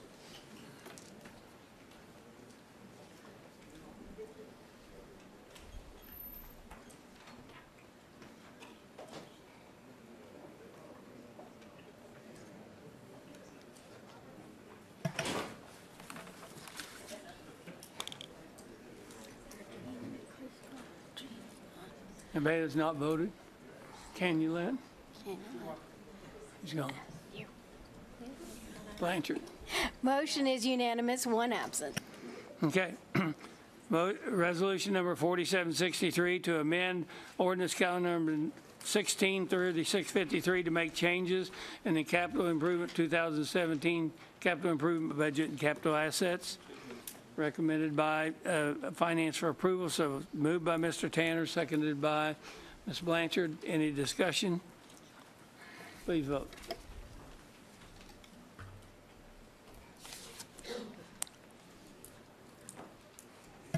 Motion is unanimous, one absent. Resolution number 4765, a resolution to concur or not concur with the City of Covington annexation and rezoning of .6612 acres from Parish MD1 to Covington 3, III, Ward 3, District 2. Motion by Mr. Sharp, second to concur. Seconded by Mr. Thompson. Any discussion? Please vote.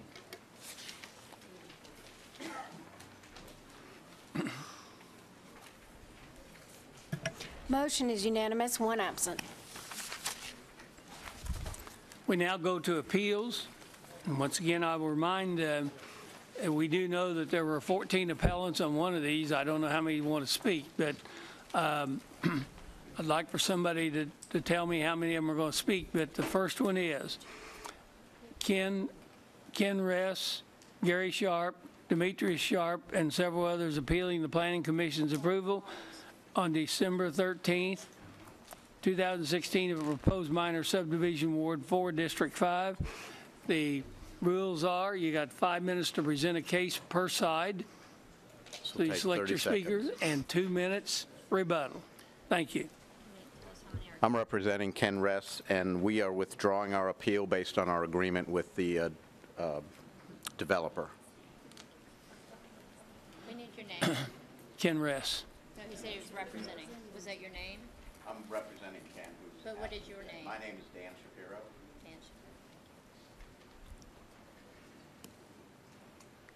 Dan Shapiro. That's one out of the 14. We can't take it down with that yet, right? It can't be a withdrawal unless all 14 of them would withdraw. Isn't that correct? There's still appeals. I understand that you're withdrawing yours, but we do need to vote on this. Yeah. I'm going to ask again, is there anybody that wants to speak against this or speak in favor of the approval or against the approval?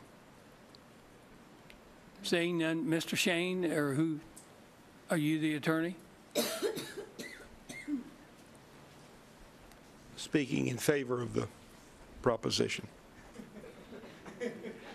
Thank you. Yes, sir. Your time begins. Thank you, sir. Good evening. Jeff Shanes of Jones Fussell Law Firm at P.O. Box 1810 in Covington. I represent the developer of this tract, but also the current landowner, which is the Archdiocese of New Orleans.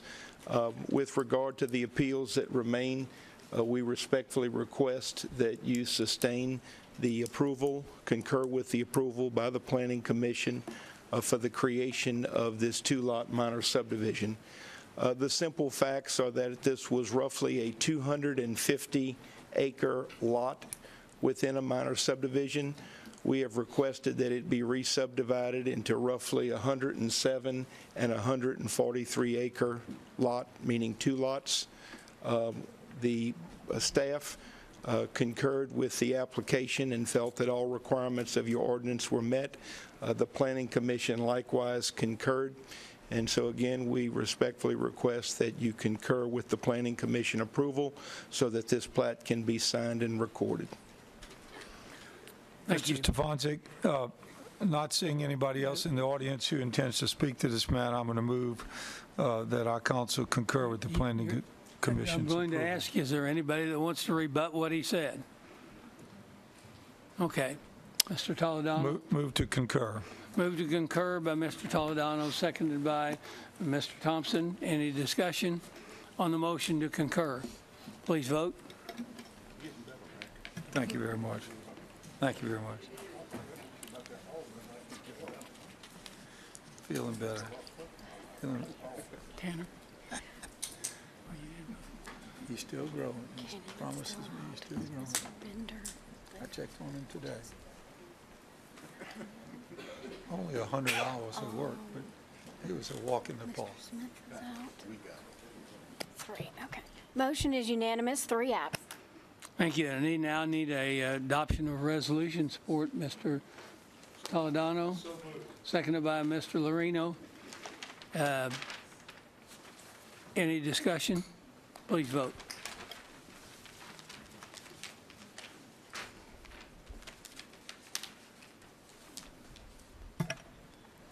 Motion is unanimous, 3 absent.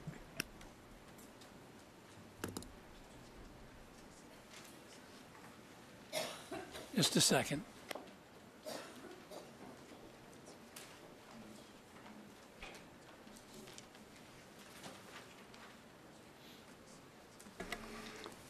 Okay, the vote's been announced. So appeal number 2, Michael Decatu, Paraloo Properties LLC, appealing the Planning Commission's denial on January 10th, 2017 of a tentative subdivision review of Paraloo Trace.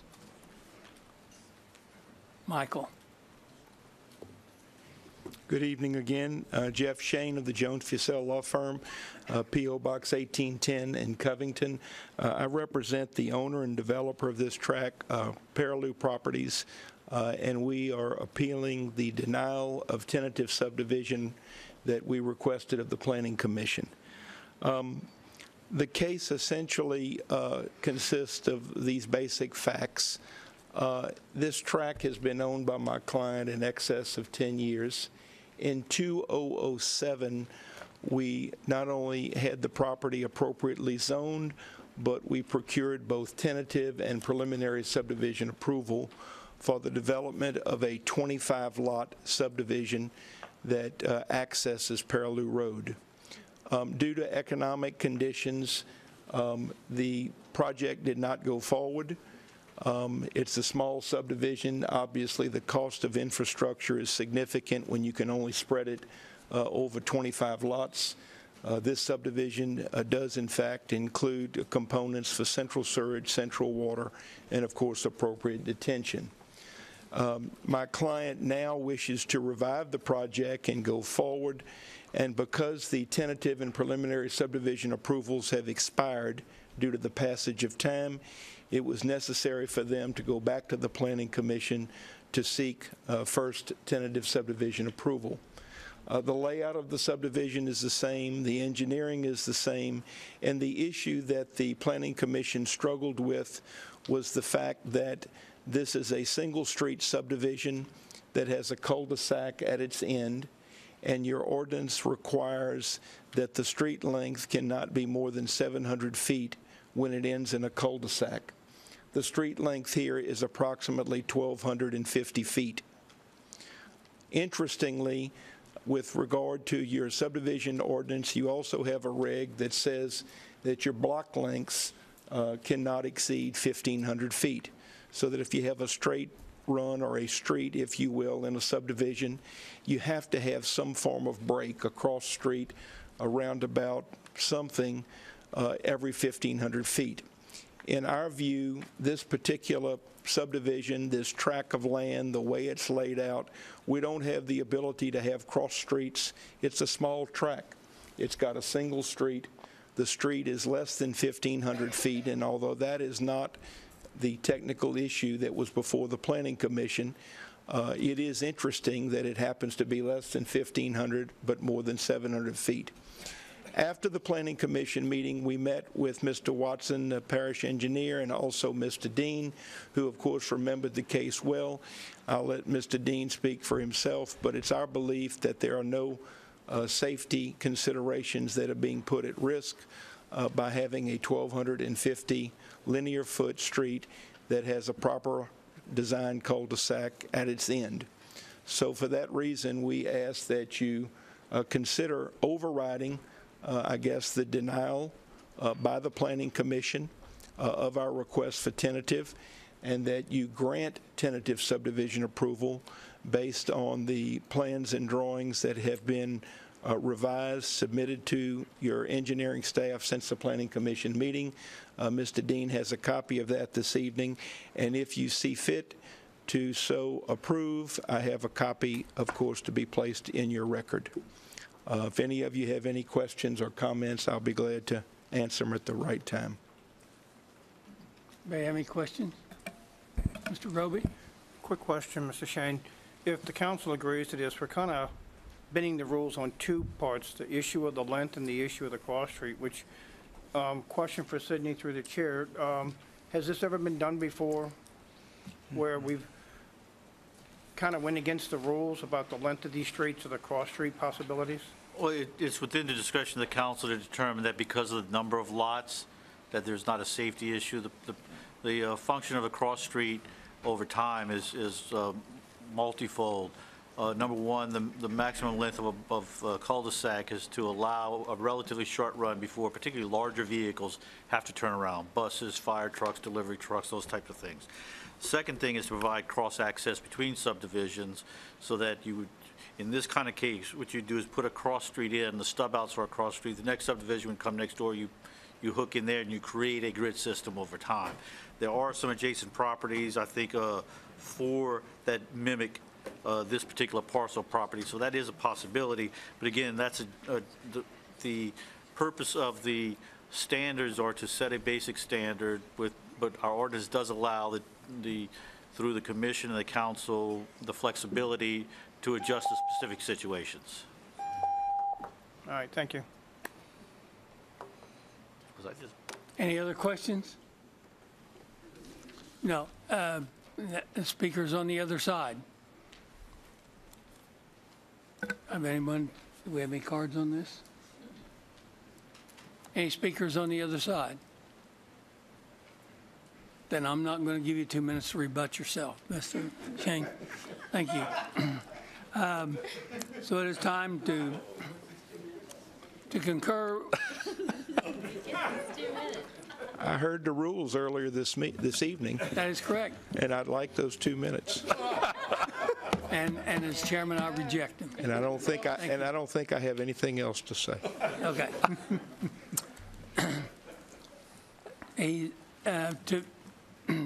To concur, we've got to either have a vote to concur or a vote to deny or I'm sorry, uphold the approval. So moved to override by Mr. Toledano, seconded by? Since it's in my district, could I possibly say something? I'm sorry, I didn't. Mr. Toledano, you could go ahead if you like. Steve, it's called encroachment. Excuse me. I'll second the motion for the override. Mr. Dean, you're so small down there I couldn't see. I don't know if we were just like totally breaking with tradition over the last 13 years or what. It's just Riker Toledano doing that. Mr. Dean, you got the floor. I was chairman last year, now I'm down here in Mr. District Dean, you 1 got the obscurity. floor. Yes, sir, thank you. I'd like to make the motion to override the planning denial. I'll second. Thank you, Mr. Belisario. Motion by Mr. Dean, seconded by Mr. Belisario. Any discussion? Please vote.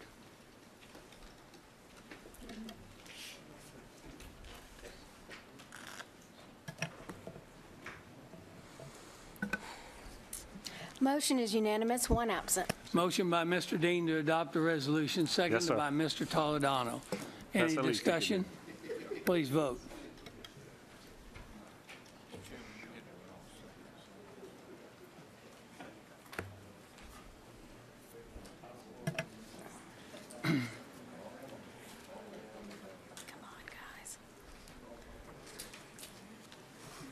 Mr. Thompson, Mr. Lorino, Mr. Toledano.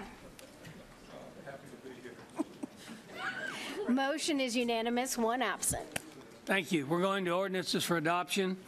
Ordinance calendar number 5731, ordinance concurring in the de-annexation ordinance of the town of Babita Springs, Ward 10, District 6. Mr. Tanner, I understand you have a motion to amend and reintroduce. And I also have one speaker card.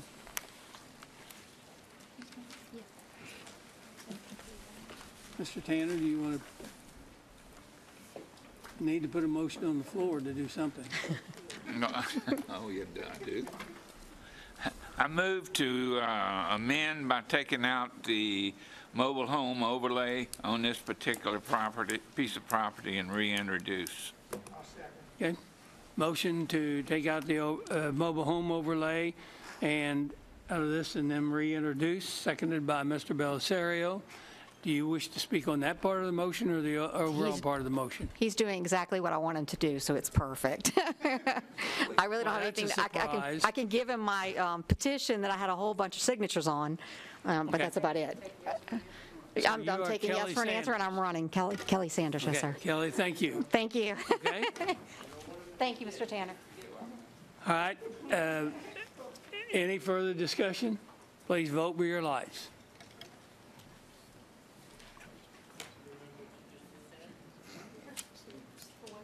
Motion is unanimous, one absent. Ordinance calendar number 5732 to extend for additional 6 months of moratorium on multifamily structure on properties within unincorporated areas of Council District 12. So moved, Mr. Chairman. Mr. Bender moves, seconded by Ms. O'Brien. Any discussion? Please vote.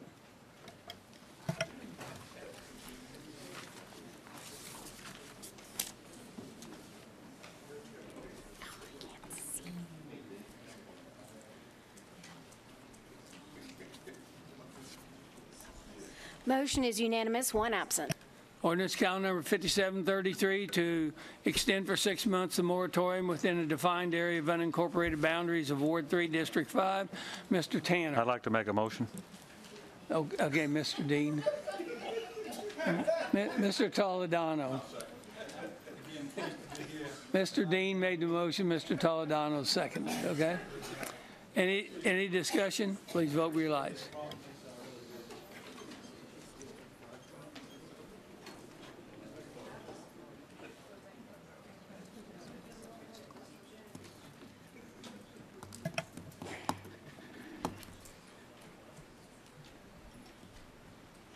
Motion is unanimous, one absent.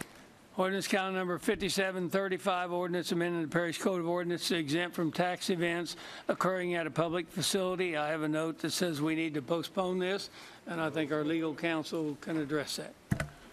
We are still waiting for a definitive response back from Louisiana Department of Revenue. We have not received that as of yet, so would request that it be postponed for 1 month.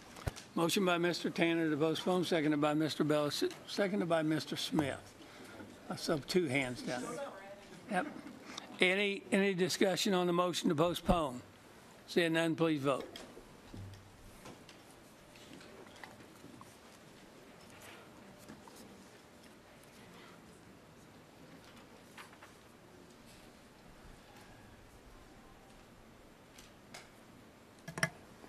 Motion is unanimous, no one absent.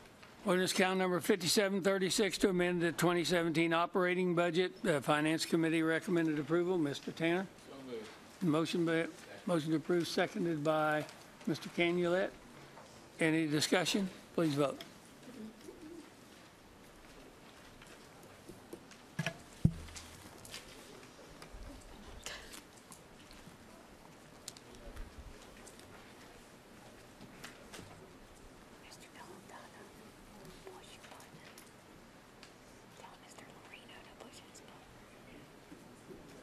Mr. Belisario, did you vote?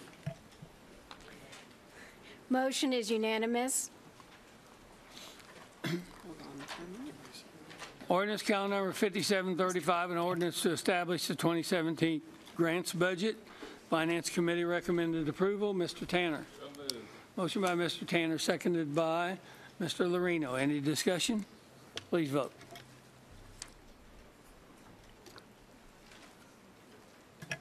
Motion is unanimous, no one absent. Ordinance calendar number 5738 to amend the 2016 operating budget number 14. Did Finance Committee consider that? Motion by Mr. Tanner to approve, seconded by Mr. Lorino. Any discussion? Please vote.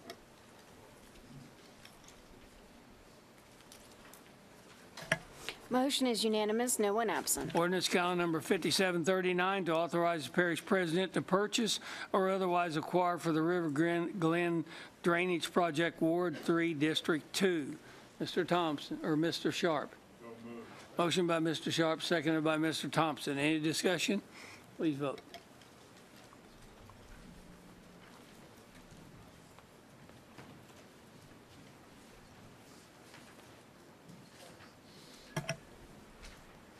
Motion is unanimous, no one absent. Ordinance calendar number 5740, ordinance amending the official parish zoning map to reclassify 17.81 acres from A2 to A4 and PUD, Ward 1, District 1. Okay, Mr. Dean, and seconded by Mr. Thompson. Any discussion? Please vote.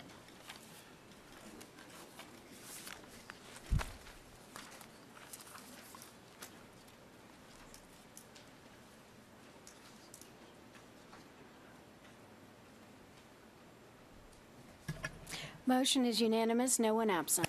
Ordinance calendar number 5741, amending the official parish zoning map to reclassify 17.81 acres from A2 to A4, Ward 1, District 1. Motion by Mr. Dean, seconded by Mr. Thompson. Any discussion? Please vote.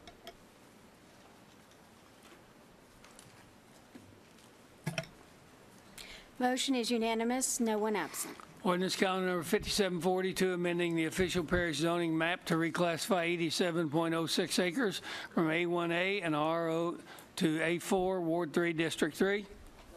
Motion by Mr. Thompson, seconded by Mr. Toledano. I have some cards on this one. I guess this is the ones that got the cards for, right? Yeah. Okay, Timothy Burke and Jeff Shane will both be speaking, so you have 2 minutes. Thank you. I am Timothy Burke. I live at 1124 Oak Alley Boulevard in the existing Oak Alley subdivision. I have two concerns about the project that we're talking about. One is traffic. Currently, that proposed project will open up onto Ronald Reagan Highway, which is a traffic bottleneck right now. It goes to another bottleneck, which is Collins Avenue, which goes to a choke point, which is the Bogafalaya River Bridge, which goes to another bottleneck, which is US 190. Currently, 200 families compete for access in that particular location for that highway. By the time this project is finished, 750 families will be competing for access, counting the other developments that are in process right now. That looks to me like an untenable situation traffic-wise. That corridor that those 750 families will be competing through will be less than half a mile wide. The alternate route for the proposed development to get to that half-mile wide corridor is going to be right through our subdivision. Traffic-wise, that does not look like a good situation for me, and no infrastructure improvements are in sight for that. The other consideration is drainage. Currently, Oak Alley is drained by a natural feature, Blue Swamp Creek, as most of the North Shore is drained through natural features, streams, rivers, creeks. Mother Nature closes those things up over time. They have to be maintained, and either fiscally or physically, they can't be. It's just too much of them. Currently, Blue Swamp Creek, as it runs by my house, is 20 feet wide and 6 feet deep. It empties into Mile Branch, which is nowhere near that size. 20 feet wide, Blue Swamp Creek into Mile Branch. Doesn't go. Ponding, back up, and the water has no place to go but up. I ask you to consider that situation as you make your decision. I have to thank the developer. They've done everything they could to amend the situation, but it's just not enough. Thank you very much. Mr. Shane?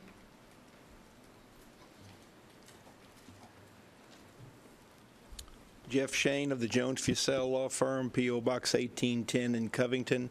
I represent the owner and developer, which is I'll get this thing right pretty soon. Now your time. Now you can start your time. Might be a good reason. I represent Lonesome Development, LLC, which is the owner and developer of this project. A couple of facts that I think you should know. This case and the next case only deal with the zoning of the tract. But in this case, because there is a PUD, at the time of submission, we also submitted a traffic study. That traffic study was very detailed, and it was approved by staff, and that was a matter that was brought to the Zoning Commission attention when the zoning was referred to you, the two ordinances, again, that we're discussing tonight. So in this instance, the traffic issue has been addressed formally by submission of study that meets the requisites of your ordinance as certified by your traffic engineer, and also a finding made by your zoning commission. With regard to drainage, that's something that the Planning Commission would not see until we go to them for preliminary subdivision approval. However, I think there's something very important in this case that you should know, and that is that this project at one time sought annexation into the city of Covington, and we went through their process for probably 8 of the 9 innings. Along the way, we received preliminary subdivision approval from the city of Covington, and that, of course, included approval of our drainage study. But the most important point I wish to make in that regard is that because of your agreement with the city of Covington, in order for the city of Covington to grant preliminary subdivision approval, we also had to submit our drainage study to the parish. As you know, you have the opportunity with properties to be annexed to make sure that the annexing... Please wrap it up. Yes, sir. If I could ask for another minute, please. You didn't hear my instructions at the beginning of the meeting. Okay. If you want additional time, ask before you stand I'm up sorry. to speak. I'll be glad to sit I'll down. give you 1 more minute. So at that time, I can figure out how to make this thing work. I think you need to figure out a lot of things that need to work. Thank you, Mr. Shane. Well, it's really, you know, for all of us, it is a learning experience, right? But the point I was trying to make is that when, in fact, the city approved the drainage plan, it also included a specific approval of the drainage plan by the parish. So I think what is interesting is that although you have zoning before you this evening, you have a traffic study that's already been approved and a drainage study that was approved. Now, it will be resubmitted when we go forward for preliminary. So we ask you to ordain the zoning that we seek this evening for this track. Thank you, Mr. Stefanski. Thank you. Anyone else to speak? I mean, we have no other cards. Anyone on the council? Seeing none?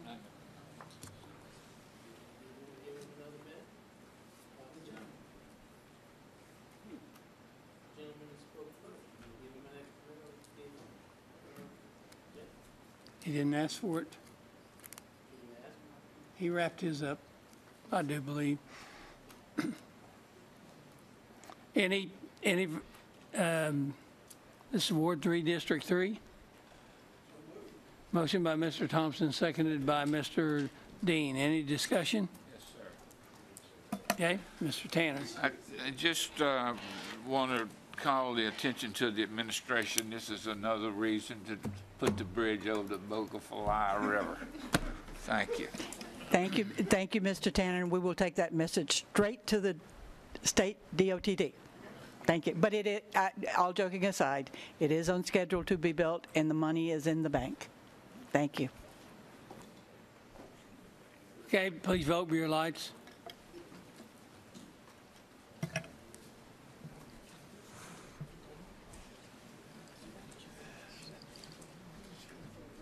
Mr. Bender, Mr. Smith? Motion is unanimous, no one absent. Ordinance count number 5743, amending the official parish zoning map to reclassify 87.06 acres from A1A and RO to PUD, Ward 3, District 3. Motion by Mr. Thompson, seconded by Mr. Dean. I have a couple cards on it. Both Matthew Allen and Jeff Shane, so those will be the two.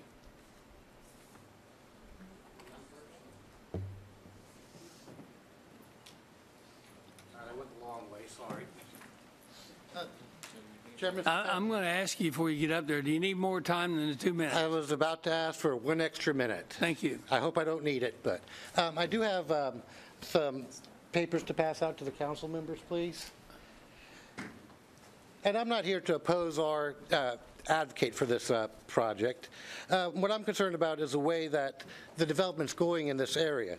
What you're seeing passed out is a map I made of all the different sewage plants that are proposed or running for the area bounded by the urban boundary, 190, and the two rivers, the Bogafly and the Tchefuncte. And it's this urbanization with many small sewer plants. This project makes 7 plants discharging with over 600,000 gallons per day into the Tchefuncte and Bogafly river systems. Most of these are small plants, least regulated and most polluting. Some of them are only tested once every 3 months and have the highest pollution loads. What I would like to suggest is that we find a place for one plant for all of these subdivisions in that area. Other than Lake Ramsey, all these plants are separated by less than 3 miles. Essentially, locate one, a large one, you have a plant for every development. And this one plant will save developers and Mr. Shane some headaches from people like me and LDEQ and so forth. If we keep this up, every stream will be degraded. And it's these scenic rivers that give St. Tammany our value. It raises our property values to have the clean Tchefuncte River. Wouldn't you love to feel safe to go swimming in the lower Tchefuncte again? You know, the scenic rivers, we heard a call in December from the Zoning Commission to have some of them deregulated for cleaning and blockages. But the Scenic Rivers program does allow for that for flood control. They did it after Katrina for many of them in the area. We were on that list. But when you delist all these, you're going to open it up to these small individual plants that are not very well regulated and very polluting, and it will hurt everybody else's property values downstream. Also, by deregulating them and opening them up for drainage, you're going to run into a lot of property rights issues, shall we say.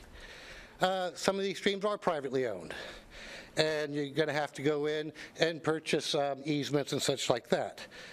Now, this is a very complicated issue, as the gentleman before brought up. I understand that. And we don't have enough time in these public meetings. So I'd like to request at some point in the next couple months, we have a special meeting to discuss the drainage and the sewage for this special area between 2 beautiful rivers that run clear most of the year. But if we keep this up, they're both going to die the death of 1,000 cuts. I want to remind you also that we have Timber Branch 2 Regional and Goodby Regional, which did a whole lot to help it. Let's get a regional plant for this area. Thank you. Mr. Shane?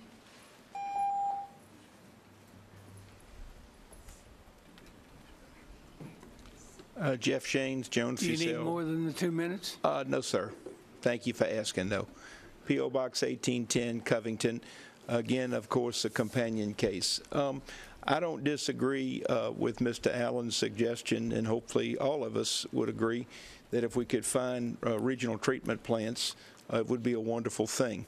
The lawyer in me compels me to say that this is a zoning case. This is not preliminary subdivision and does not specifically address infrastructure. So I remind you of that. This ordinance is to approve the PUD. That's not to make light of the fact that all of us are concerned about the environment and how new development handles wastewater. So I certainly concur with any effort to try to find opportunities for regional treatment. And I know that all of us do. It's a matter of logistics, it's a matter of science, probably most importantly, it's a matter of funding. But that doesn't mean that we can't work together to try to find solutions for that. With that having been said, we would appreciate you concurring with the Zoning Commission and ordaining the PUD on this property this evening. Thank you. Okay.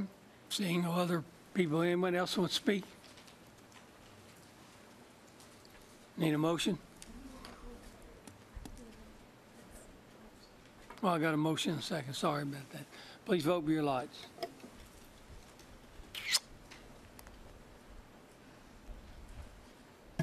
Motion is unanimous, no one absent. Ordinance calendar number 5744, amending the official parish zoning map to reclassify 0.51 acres from A6 to A4A, Ward 9, District 13. Make the motion. Motion by Ms. Blanchard, seconded by Mr. Canulet. Any discussion? Please vote.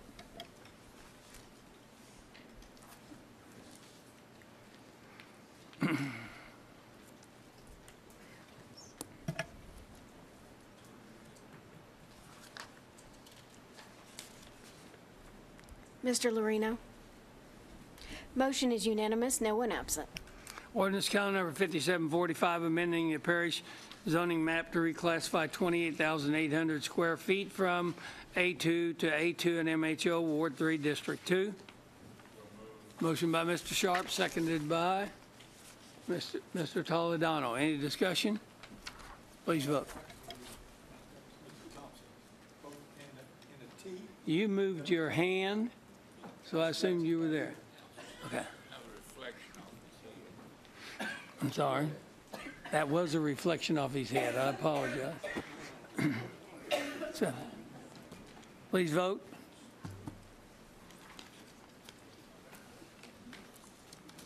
Motion is unanimous, no one absent. Ordinance calendar number 5746, ordinance amending the parish zoning map to reclassify .6523 acres from NC1 to A6, Ward 3, District 2. Motion by Mr. Sharp, seconded by Mr. Dean. Any discussion? Please vote.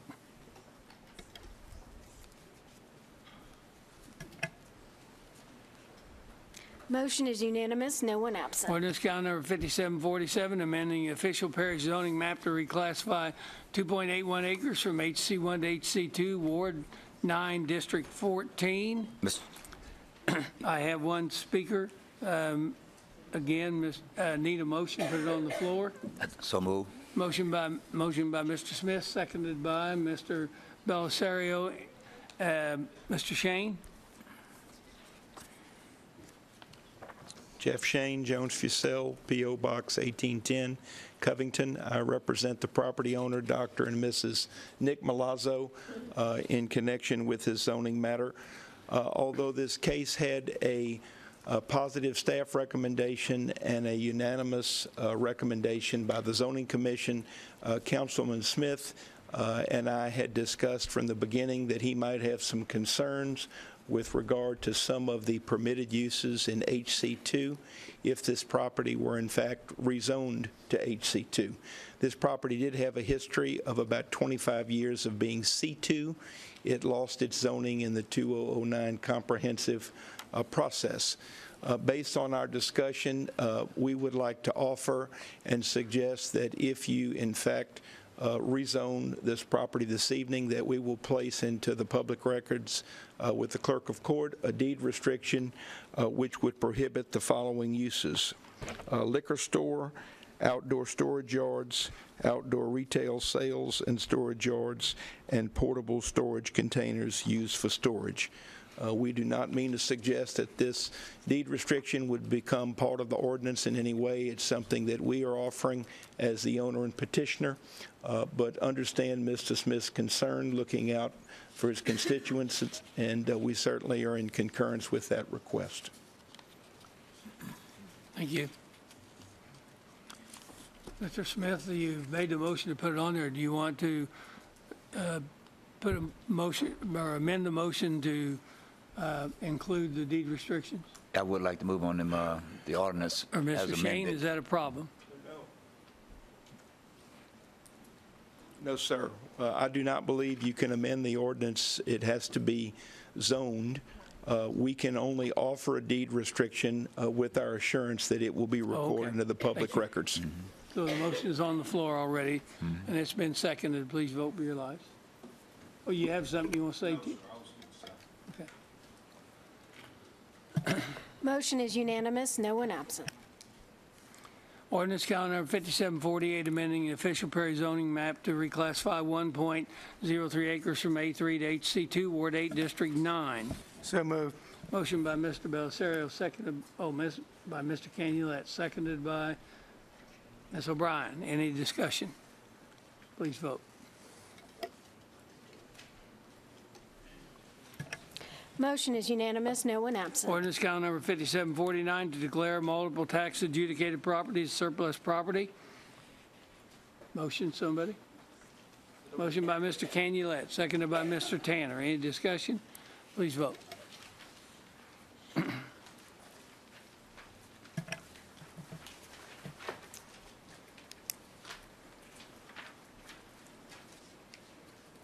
Mr. Belisario? Motion is unanimous, no one absent. Ordinance count number 5750 to authorize the parish president to purchase or otherwise acquire certain parcels for the Abita River Regional Retention Pond Project, Ward 3, District 2. Mr. Sharp. Motion by Mr. Sharp, seconded by Mr. Lorino. Any discussion? Please vote. Motion is unanimous, no one absent. Under appointments, a resolution to appoint Richard Winkler to replace Otto Mergut, resigned on Parish Subdrainage District Number 2 of Gravity Drainage District Number 5. So moved, Mr. Stefanczyk. I move to appoint Mr. Winkler in accordance with the resolution. Okay, seconded by? Mr. Chair, I made the motion. He can be second. Seconded by Mr. Tanner. You didn't do anything. Thank you. Any discussion? Let's clear the board, please. Please vote.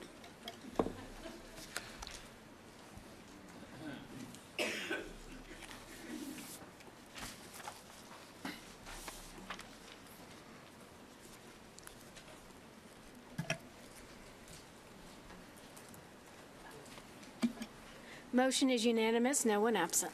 Okay, we go to discussion of the matters. Reconsideration of ordinance calendar number 5725, amending the official Parish zoning map to reclassify 2.55 acres from MD3 to MD1, Ward 4, District 5. I need a motion for reconsidering, and you must have voted on the prevailing side. Yeah, Mr. Stefanczyk, thank you very much. This one's going to be a little too complicated for Mr. Belisario, so I'm going to move to we reconsider that ordinance. You'll move to reconsider, seconded by Mr. Smith. Does the commission need a little a refresh of the recollection on this, if you will? This was a piece of property that was answered now, but it's a little bit. Well, thank you very much. Would you like to let your lawyer speak on it? Okay. Well, and also it's a little bit out of the box. So, as a courtesy to my brethren here, I was going to explain it, but here, and no need to have an explanation, I'll pass on it. Mr. Shane, you had a speaker card? You don't wish to speak on it? Okay. Motion is there to reconsider. So, any discussion on the motion to reconsider? Please vote with your lights.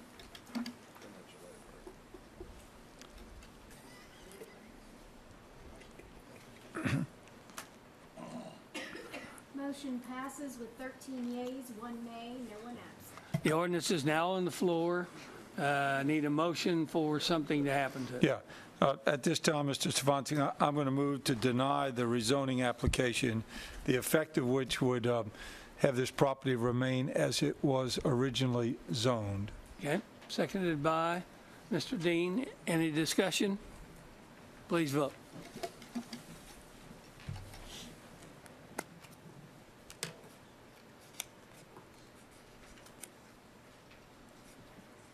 Motion is unanimous, no one absent. Item number 2 is a motion to refer to the Zoning Commission the rezoning of approximately 152.7 acres from A2 RFO and MHO and A2 and RO Ward 10, District 6. Mr. Tanner. So moved. Motion by Mr. Tanner, seconded by Mr. Lorino. I have one card, Mr. Carlo Hernandez. Steve, can I talk before you do? Go ahead. No. Do I get 1 minute or 30 seconds? Okay. Yeah, 2 minutes. You're about to, you did it last month, and now you're really increasing the amount of money that the parish is about to lose.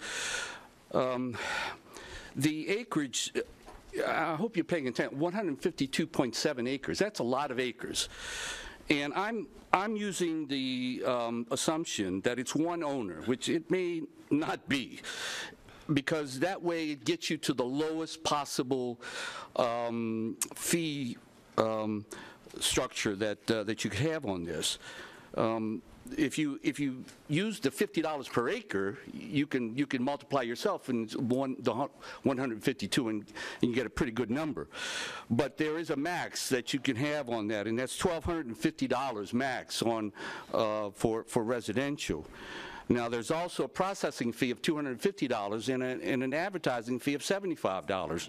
So the total minimum is $1,575. Now, that assumes that we have one property owner. And I suspect that we have more than one property owner, and I suspect that the fees that are about to be waived are much more than $1,575, even though I think that amount is still a pretty significant amount, which I would hope the parish could use in some fashion. Thank you. Thank you. Mr. Tanner, you had your light on. Yes, I just wanted to explain to the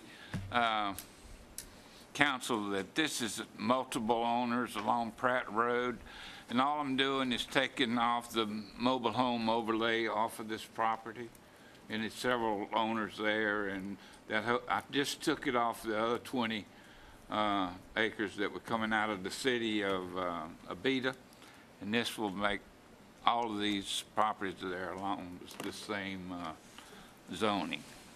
Thank you. Any further discussion? Please vote for your lights. Motion is unanimous, no one absent. Thank you. We're going to the items off the floor. A resolution, we have two, and then we will open the floor later on for anyone that has any particular one they need to bring up. So motion to open for the items off the floor agenda. So moved. Motion by Mr. Thompson, seconded by Mr. Bender. Any discussion on the motion to take those two items? Remember, it has to be a unanimous vote for us to consider them. So please vote.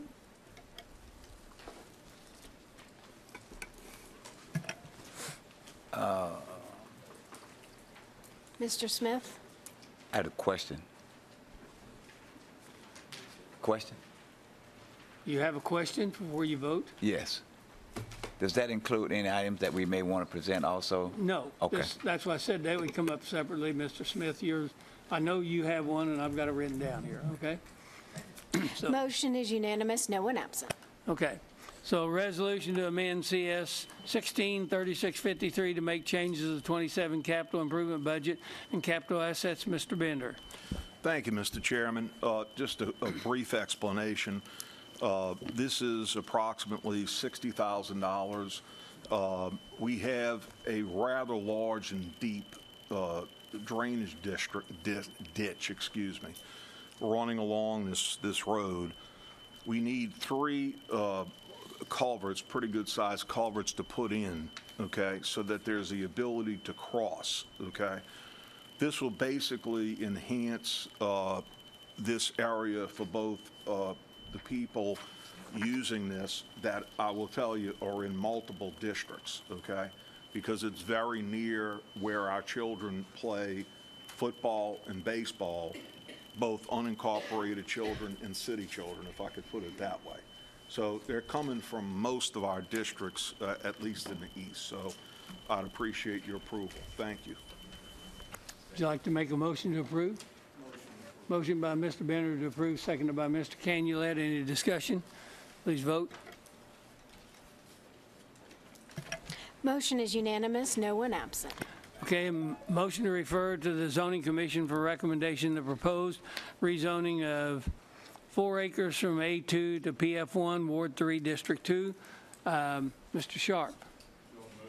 Motion by Mr. Sharp to approve, seconded by Mr. Thompson. I have one speaker card. Carlo Hernandez. You're going to tell us how much money we're not getting. Okay. Yes, sir. I'm about to tell you that, and maybe, you know, the 4 acres, these are at $100 per acre now, plus, of course, the $75 advertising fee, the $250 processing fee. which will not be collected. So you can total that up, but if you can't, it's $725 that we're talking about. Now, what's interesting about this, and maybe there's some explanation about that, is going to PF1. PF1 has a number of uses that are non-public, meaning that they could have well, I don't know if I should state the uses that they could have in PF1, but you know, one of them is funeral parlors and cemeteries, and there are other uses that could be made in here. One of the other things interesting. Mr. Hernandez? Yes, sir. I'm going to stop you just a minute. You're off of the content of the motion. The motion is to refer to the zoning commission. Yes, sir, and yes, sir, and I just want to discuss that. Go to the zoning commission and talking about the zoning changes. Yes, sir. This is a motion to refer. I understand. Okay, and thank you. You got 1 minute left. Yes, and believe it or not, I will be there at the zoning commission meeting, and I will make my comments, and you know, and I guess maybe that's why I didn't want to get into the the various uses that are permitted there, because we know how understanding some people are. Thank you. Thank you. Okay. Motion was to refer. Seconded. It was seconded. Any discussion further? Oh, Mr. Shane, did you have a card? Yes, sir. I turned one in. Somebody has let me down. No, nobody's let you down. I'm patient. There you are. Thank you. It's under other matters. That is Yes, it. sir. I think I put other matters, and I should have put off the Time's floor. starting. My mistake. Jeff Shane, Jones Giselle, P.O. Box 1810 in Covington. And I would like to address the specific matter, because I'd like to thank Mr. Sharp for asking that this matter be referred to the Zoning Commission. These 4 acres are destined to be owned by the St. Tammany Humane Society. In fact, 2 of those acres are already owned by the Humane Society. The other 2 will be donated to them once they're properly zoned. Mr. Hernandez is typically terrific with his homework and investigation, and I'm surprised he didn't determine that these 4 acres abut the 7 acres that you have previously zoned for use and donation to the St. Tammany Humane Society. This is going to allow the Humane Society to accept a donation at no cost whatsoever of a pet cemetery and a pet park on Harrison Avenue in the general proximity where the Humane Society operation is. So I commend Mr. Sharp, and I hope this council for assisting this 501c3, which provides some very critical and needed services for families and pets and animals in St. Tammany Parish. Thank you. Thank you, Mr. Shane. Any further discussion on this item? Seeing none, please vote.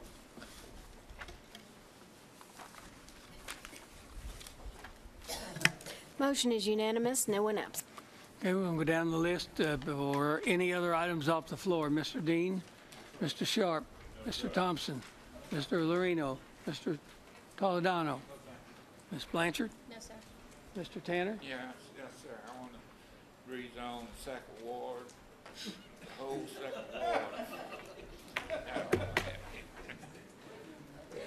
I want to vote against that, so okay. Mr. Groby? Mr. Canulette? Ms. O'Brien? Mr. Bender? Mr. Smith? Yes, sir. I do have one resolution that I need to offer up from the floor. And just as a matter of explanation, we received a notice from a constituent, a senior constituent, that was declared disabled just recently, and their home that they are living in is going to require some extensive renovations to it to allow them to have access, ingress, and egress to their home as a result of that declaration. And it's going to require some permitting also from the St. Tammany Parish government in order to get that done. So we'd like to, and we have a moratorium in place where this resident is located. So we'd like to offer a resolution to vacate in part the moratorium established on the ordinance calendar series number 163580 that would allow the removal of lot 12 in square 7 of Slidell Ozone Heights, St. Tammany Parish, being physical address 60552 in Slidell, from the restrictions established by this moratorium. Thank you. I need a motion now to bring this item onto the floor. It's an item off the floor. So I need, first of all, and that takes a unanimous decision again. So motion by Mr. Tanner, seconded by Mr. Groby. I'm sorry, Jerry. He got his. Okay. All in favor, or please vote with your lights.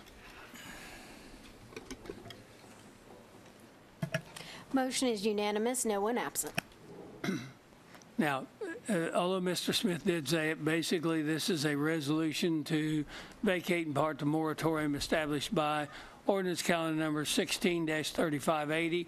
I'm not going to read all the rest of that, but it is basically to provide access to a home for a very elderly person that's disabled. That's so, unless you have anything else to say, Mr. Smith? Do we need to suspend the rules, or no? Okay. Well, we got to adopt. Well, we need to. This is a resolution, so we don't have to suspend any rules. We just vote on this to adopt. So that is your motion to adopt, seconded by Mr. Bender. Please vote with your lights.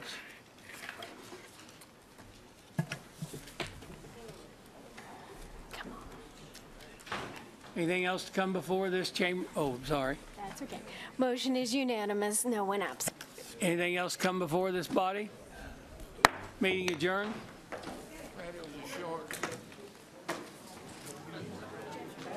You wouldn't talk so damn long on fire district.